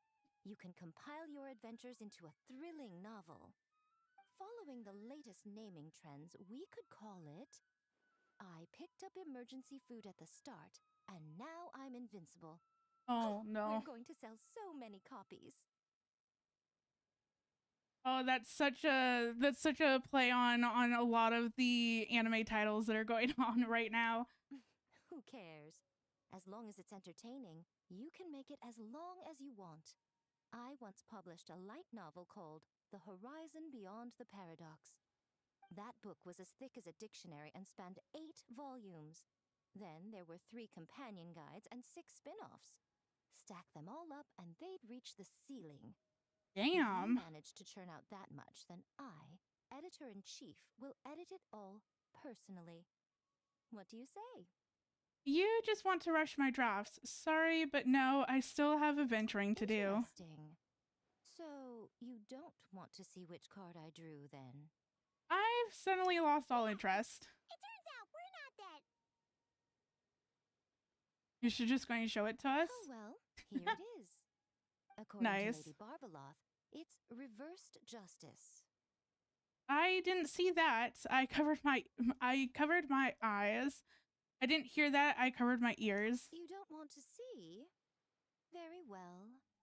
Since you have so little interest in divination, the next time you come for a fortune slip, don't expect me to help you draw.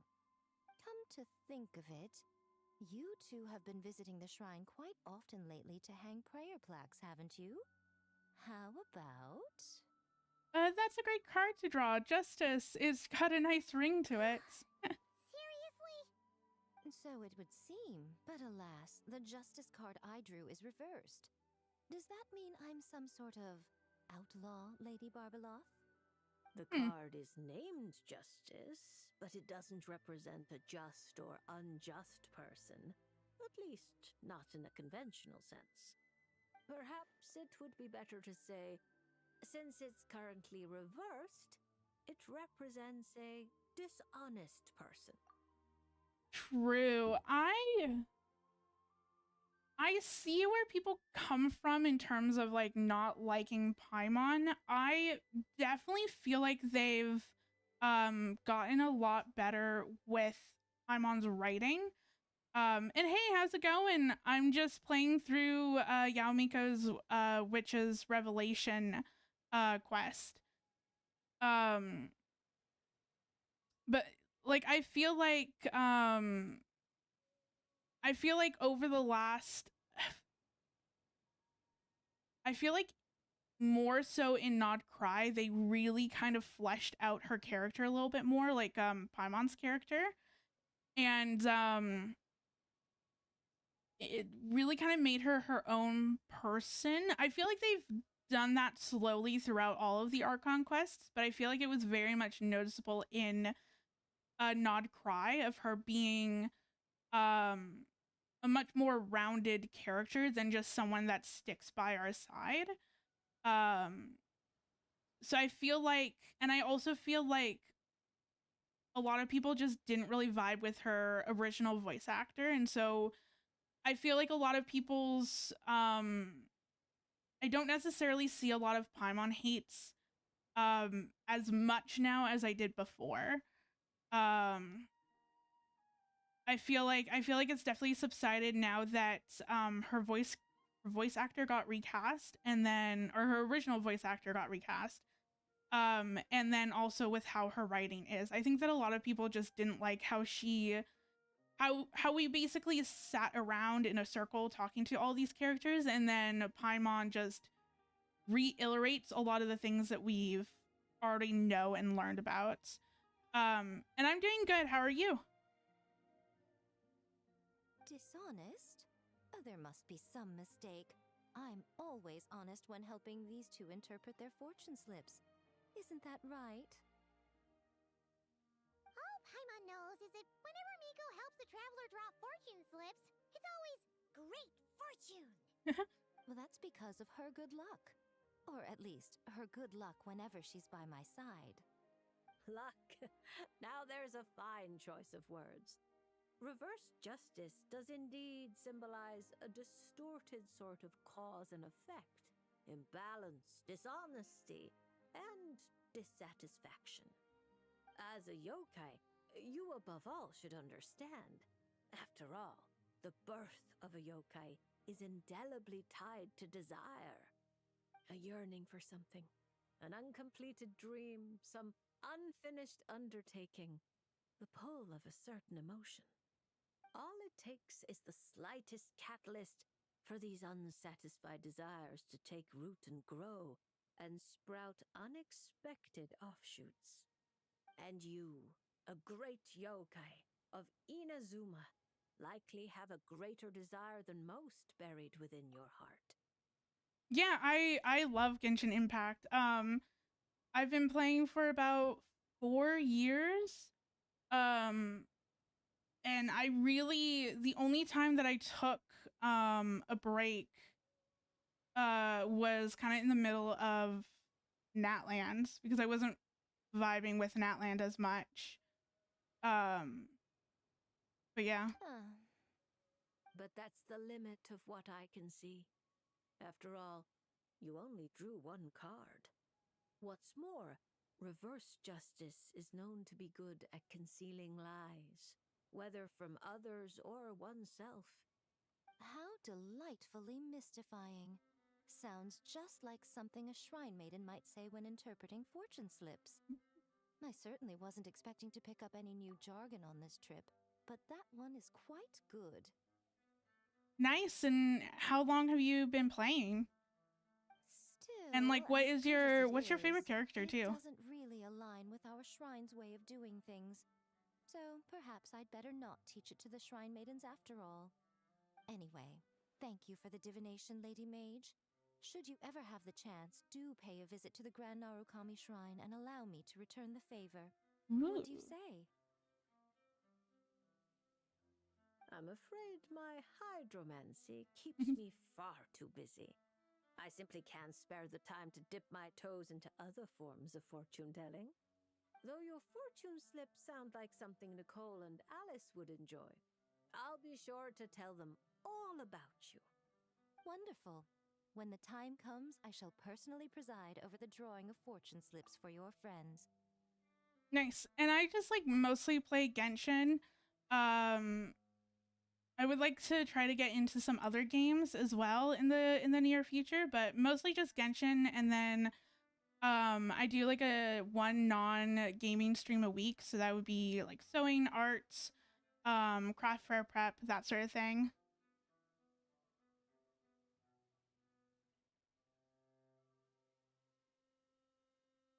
I assure you, everyone will draw the most auspicious slips.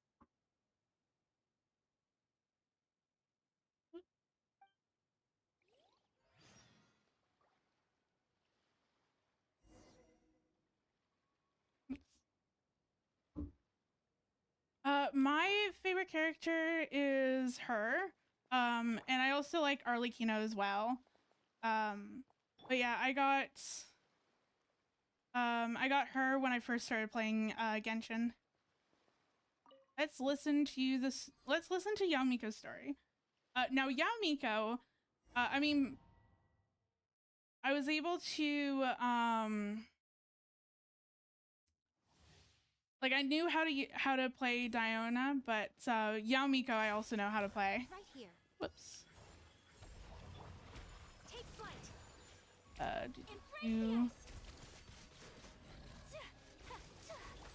Right now. Oops. Emerge. Whoa. Nothing lasts forever. Right now. Right here. Right now. Whirling snow. Sakura swirl. Yeah, cats are my favorite animal. Right here. Right now. I really like cats. Take flight. Whoa. Right here. Right now. Right here. I'm always watching.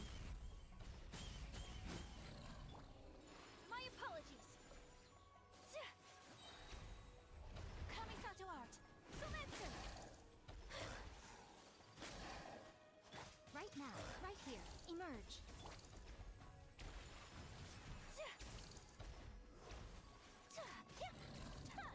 Go. Only one more Right left. here. Right now. A sight to behold. Right here. Emerge. Right here. Whirling. There we go.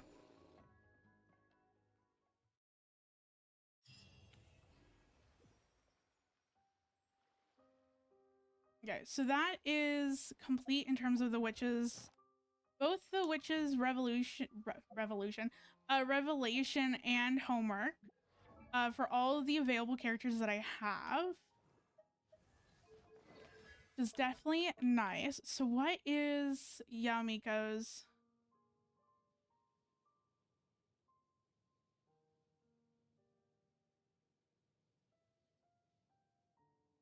Ooh.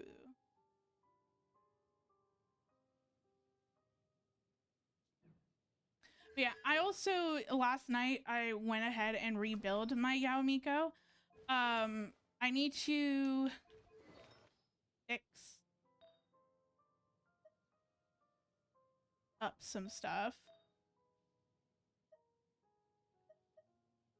because this isn't her full. I don't think that this is her normal build. I think I had her on something else.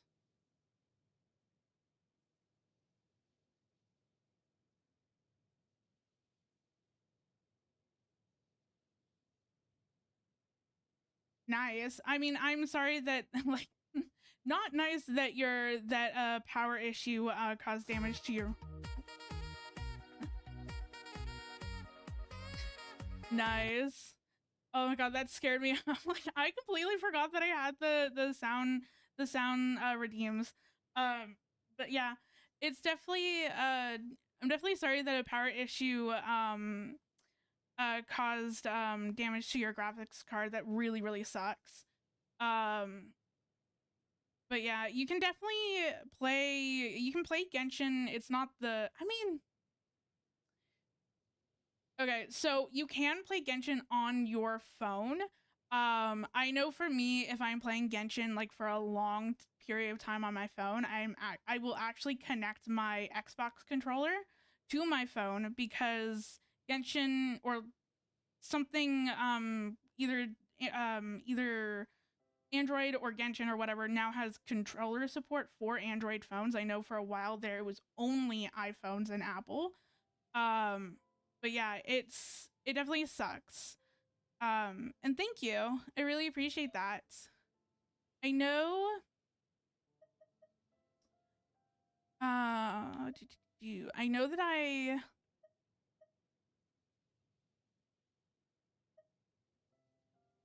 think I had her on this one. I feel like I had a lot more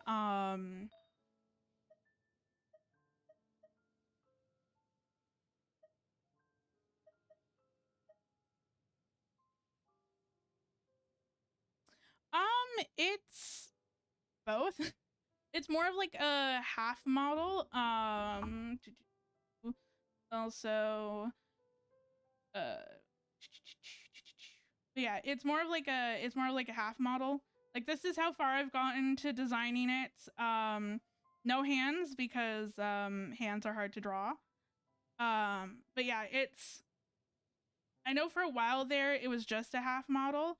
And then I went ahead and added a little bit more to the model. Just so that way then if I kind of like move around or whatnot a little bit more, my model just doesn't get weirdly cut off. I think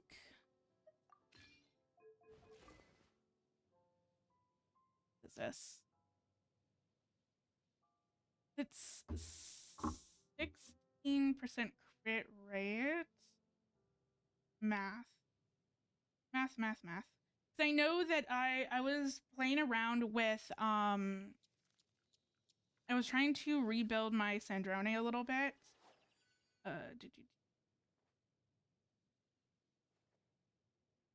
Like 83. So I mean that's pretty good.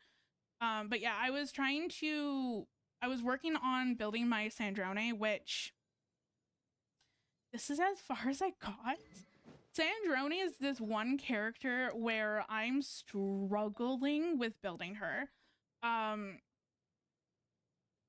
think part of it is just that I don't have the pieces that I need.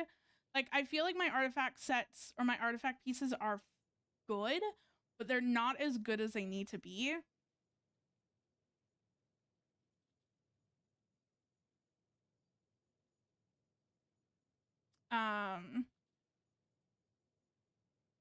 But yeah, I feel like a lot of these pieces just need just like a little bit of ER, a little bit of EM with the crit rate and crit damage, but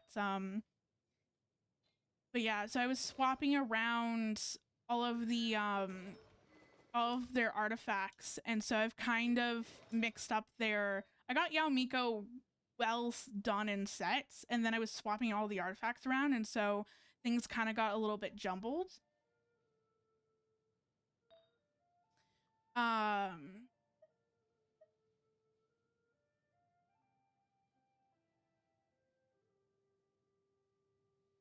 But yeah, it's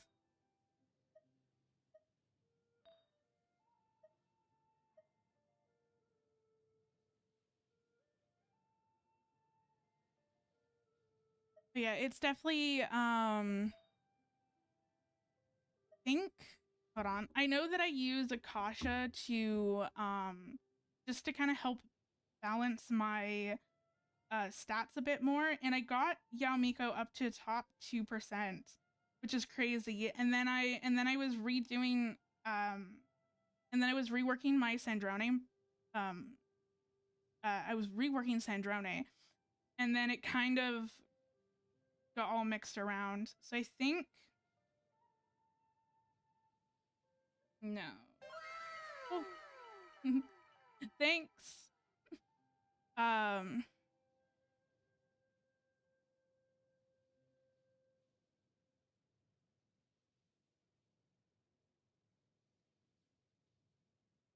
Well, thank you so much. I really appreciate that.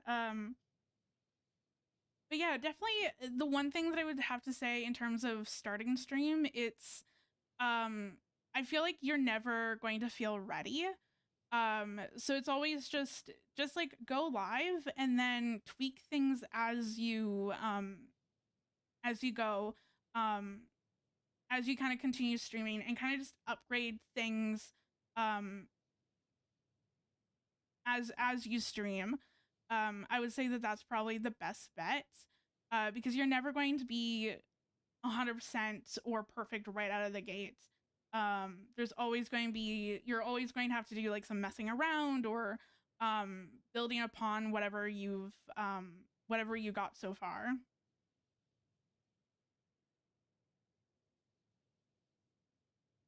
But yeah, I think, yeah, I'm going to say that this is probably the best that I have.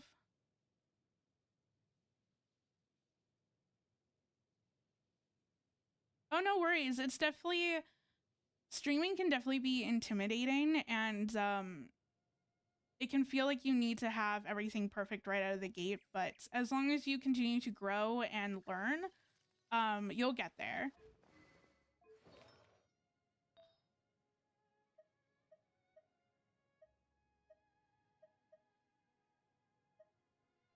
Oh, this might be...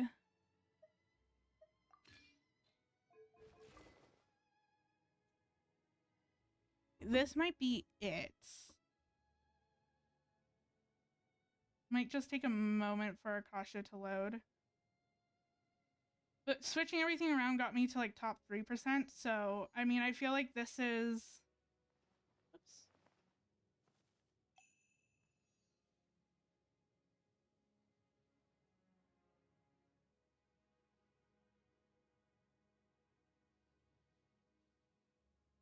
Probably close to what I had last night before going around and switching everything up for my Sandrone build.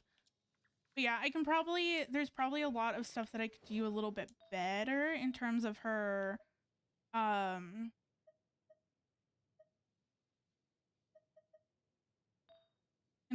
build, but I think that this is probably... Whoops, that's not what I want. Nope. That's what I want.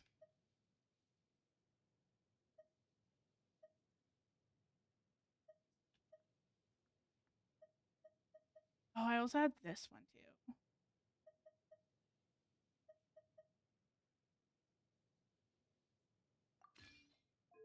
Where does that put me? Lowers EM, but I don't know.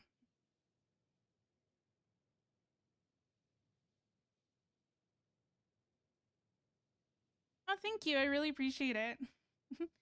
uh,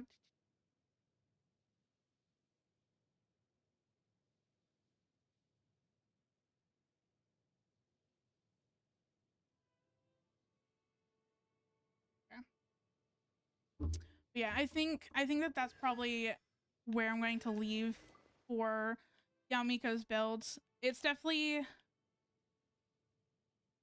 I can probably go for a little bit more EM, but that just means that I have to get better pieces, and I don't know what it is with this set, but I cannot get any sort of good artifacts.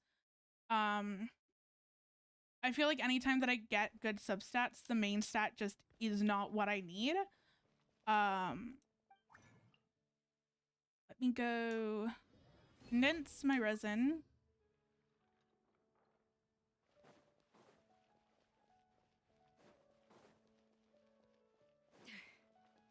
Add astro. Thank you for completing. Okay. And I'm going to, so the last thing that I want to do for stream is do Kalabina's like daily or weekly quest thing, because I am so behind on this. I feel like every month I realize that I need to do it, and then I do like one per month.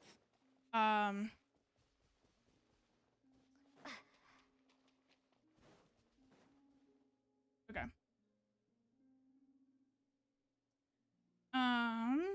Traveler, Paimon. What's wrong, Kalambina? You look like something's troubling you. Do you have any paint with you? Oh, you're Malaus, right? Nice. But yeah, after this, I'm going to end stream. Just because I typically go until 3 p.m. Pacific Daylight Time, and that's the current time. I anticipated But it would take quite some time to wash off. since I'm doing things, since I'm trying to like do the stuff that I forgot to do, I thought that it would be perfect to end off with this. Nice. It's And about the paint, we just need to give Malau's colorful things, right? yeah, I think this is the start of the second parts to it. I think that I finished the first parts. But yeah, I forget about it all the time. I need to like start doing it when I do my dailies. And just do it alongside. I've been playing this game for about 4 years now.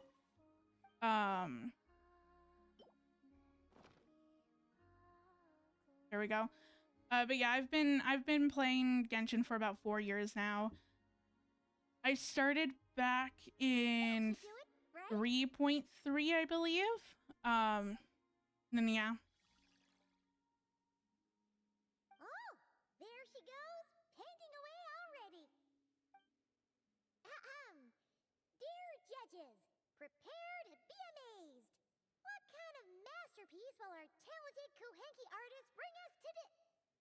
Huh? You're done already? Paimon didn't even get to finish her intro.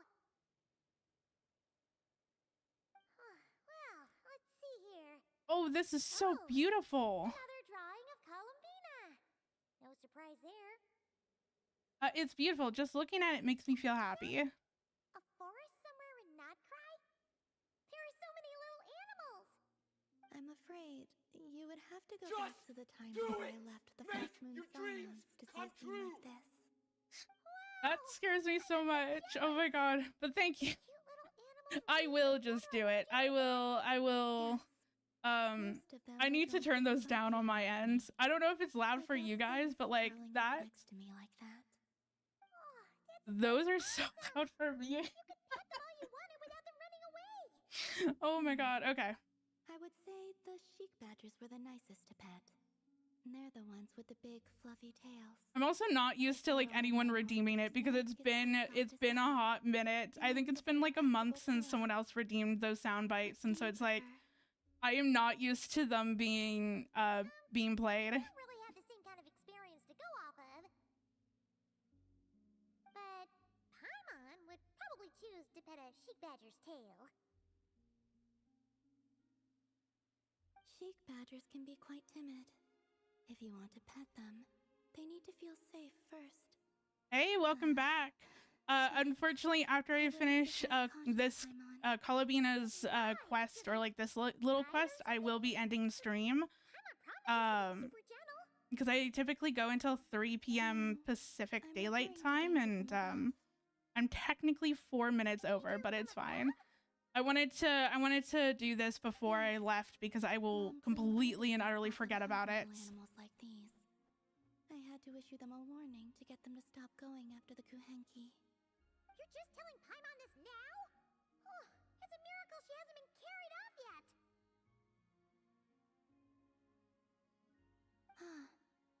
Then, the next time I see one, I'll advise them that you are off limits as well. Next time? No, you need to find one right now. But yeah, and then tomorrow I'm going to be playing Infinity Nikki for like the first time in like 6 months. The little one seems strangely curious about the idea Just of Paimon for being something carried like a by little months. different before we head into Sneznaya. Think about painting a picture like that. And then next week I'm going to be streaming pretty much almost every day. I'll be streaming Tuesday, Wednesday, Thursday, and Friday. All at the same start time will be 11 a.m. Pacific Daylight Time, and then end time will be the same time, which is 3. And I will be playing all of Sneznaya's Archon Quest and exploring Sneznaya as well. I'm really looking forward to that. Wait, what am I doing? I think that it.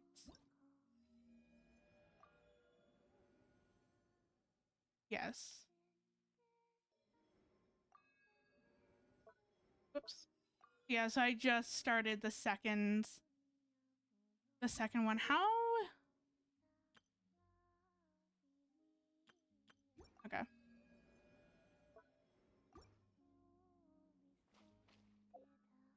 I don't think that there's anything else for that, no.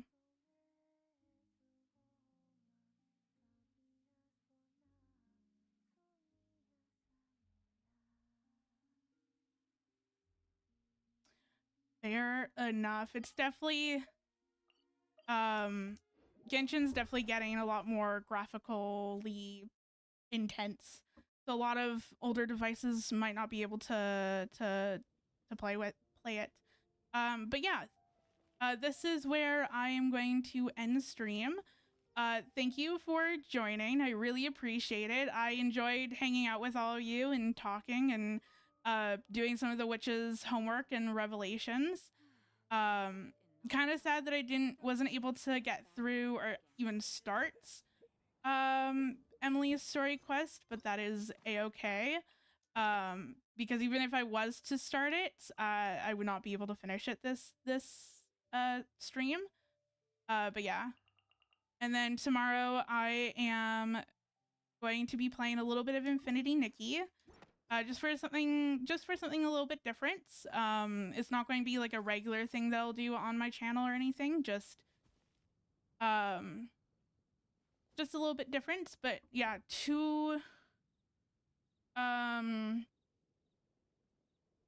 and then next week is all Sneznaya, which I'm hella excited. I am planning on also pulling for Odette and for potentially C3 Arlecchino, but we will just have to wait and see. Anyway, hope you guys have a great rest of your day or night, and I will see you next time.